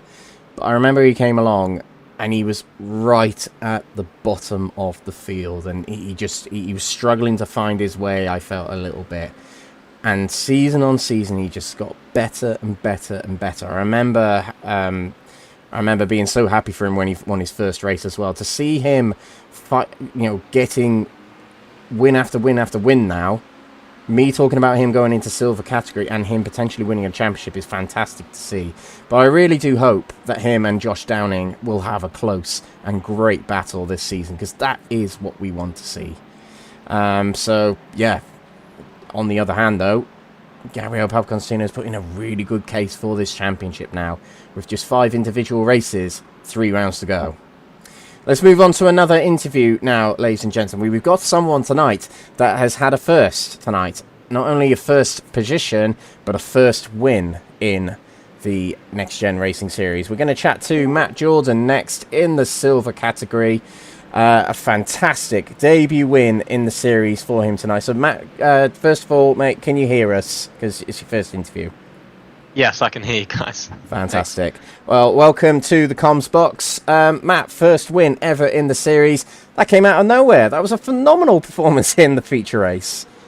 Oh, thank you. Yeah, it's nice to be here. Yeah, it was a really good race. Lots of fun battles. Wasn't easy. Made a few mistakes, which made it quite difficult going back through the class. But managed to keep it clean in the end and had a good fight with Alan towards the end. Yeah, it was a very, very good battle where there was 2 laps back to back where you took the outside move at Stowe, which was great, by the way, and then Alan McCain chucks it straight back up the inside. And then the next lap, you do exactly the same thing at Stowe, and you guard the inside at Club, but he goes around your outside. It's just brilliant to watch. But the question I wanted to ask, actually, is what point in the race were you thinking, I can actually win this race? I knew I had relatively good pace coming off the sprint, so I knew I just had to try and keep it clean. I think it was after the stop, probably, yeah, just a few laps before the pit stop. I can't remember what position I was in. I thought if I can keep it together like this, I should have a good shot. So maybe about halfway through, but then I saw I'd been jumped in the stop, so I guess Alan did a big undercut, pitted early. And then I nearly lost it after the pit stops coming out of Luffield, and I thought that was over. Managed to keep it out the barriers, and I thought I guess he undercut. So I thought his tyres were probably going to go off. So I knew if I would probably gain, and then just had to keep it clean. But it was tough. Yeah, it was tough, but you nailed it. You absolutely nailed it, and I think we're just about to see that battle start on the live stream in front of us now. But we haven't seen you much this season, to be fair. Can't remember when your first round was, but are we going to see more of you for the remainder of the season? Yes, I hope so. I've been meaning to do way more rounds than I've done so far. I think I did the Hockenheim race, which was good fun. But yeah, it's just time. If I can get the time, I'll be on here and doing more practice and races. Yeah, because it's great fun. But hopefully more for the rest of the season. And the next round, actually, if you're there, is Monza. Home track for the Ferrari you're driving. So if you were racing next round, and hopefully you are, how would you find that track? Is it a track you like or not? Yeah, I do like Monza. Similar to Silverstone, I get along with it quite well. I've done many laps there, so should hopefully be good there as well. But you never know. Good stuff. And last question before we shoot off, Matt, is there anybody who might be watching the broadcast right now that you want to say hello to? Oh, normally I should have told my mates to watch. I'll have to get them to tune in next time, but no, I don't think anyone's watching. But next time I'll make sure they're watching the stream, and hopefully I'll be on the podium again and give them a shout out. Well, I have seen in the chat there were some Gassed Up Motorsports fans watching, so I'm sure they're very pleased with your win tonight. But yeah, big congratulations, Matt. You put on a great show tonight. It was great to watch, and I'm glad you got your opening win. Hopefully we'll see you soon, even at Monza, but we'll see you next time you're around. Definitely. Thanks, guys. There we go. Yeah, put on a great performance in the feature race, did Matt Jordan. Massive respect for that performance. That is the last of our interviews. Unfortunately, we don't often get interviews with the Gold drivers, but hopefully we will towards the end of the season. Something I'm going to be putting a claim in for the guys is the championship winners after Spa do come and speak to us. But yeah, what a night that was. The feature race, far more exciting than the sprint race. The sprint race went a little bit dormant, I suppose, at one point, but the feature race far more exciting. It usually is, especially with the implementation of tougher tyre physics and car physics. harder to save fuel and harder to control fuel in these cars. And of course there's the four-course yellow system that's thrown a spanner in the works. So these feature races really do work in this series. So that is going to be it from us, ladies and gentlemen. The next round we've got is 1 week from today, and it's going to be hosted at the Autodromo Nazionale Monza Grand Prix circuit. That's on the 21st of May. It will be live from 7:40 p.m. UK time. That's GMT +1, of course. And we'll be live on NXTGEN Racing YouTube and NXTGEN Racing Facebook for that round, of course. And it's on Thursday night next week. That has been round 7 at Silverstone, and let's have a little reminder of our top 3 in the results of our feature race just then. It was Harry Langford who took the win in the gold category in the feature race, with William Guthrie who won the sprint race, taking runner-up in that feature. Andrew Pike on the podium for the first time this season. In the silver category, it is a win for Matt Jordan, a debut win for Matt Jordan, and another win in the series for Gaslit Motorsports. Alan McCain taking the championship lead is second position, followed by Matthew Addy, who had a strong night in silvers for him, getting third in the feature race, following a win in the sprint race. And the bronze category, Gabriele Papaconstantino picks up another win, his 5th win of the season, and winning it by over half a minute from Wesley Lewin in second position, and Jochen Seeger rounding off that podium. Meanwhile, in the championship, we'll go through the top 3 of each of the championships heading out of tonight. In the gold category, first of all, William Guthrie puts a bigger lead in the championship, 23 points ahead now of Harry Langford, and a further 2 points away from defending champion Benji McCluskey. Into the silver category, Alan McCain, capitalising on Jeffrey Kruger and John Berry missing tonight, takes the lead of the championship, and he now leads the championship by 11 points from emerging second place now. Paul Williams in second. The winner of the Nürburgring VLN round now emerges as a championship contender. Jeffrey Kruger tied on points with Paul Williams above in third place. Bronze category, 5th win of the season for Gabriele Papaconstantino, and most points scored in bronze category puts him well in control of the championship by 9 points from Josh Downing. Let's see if Josh Downing can respond next time at Monza. And back into third place goes Adrian Ruiz Hernandez. And in the Teams Championship, CSA Team Pass-Up score exactly the same amount of points in this round as Type 2 Racing Wolf, and they continue to lead the championship by only 5 points, which is super, super close. But it seems like it's a two-way fight in the Teams Championship between CSA Team Pass-Up, featuring Stefan Vessels, Jeffrey Kruger, Sean Shute and Wesley Lewin, and Type 2 Racing Wolf, featuring Adam Wilson-Weir, Harry Langford and Jack Pittas. Ladies and gentlemen, thank you very much for watching tonight's round 7 of the championship at Silverstone Circuit. Up next, as we mentioned, is Monza,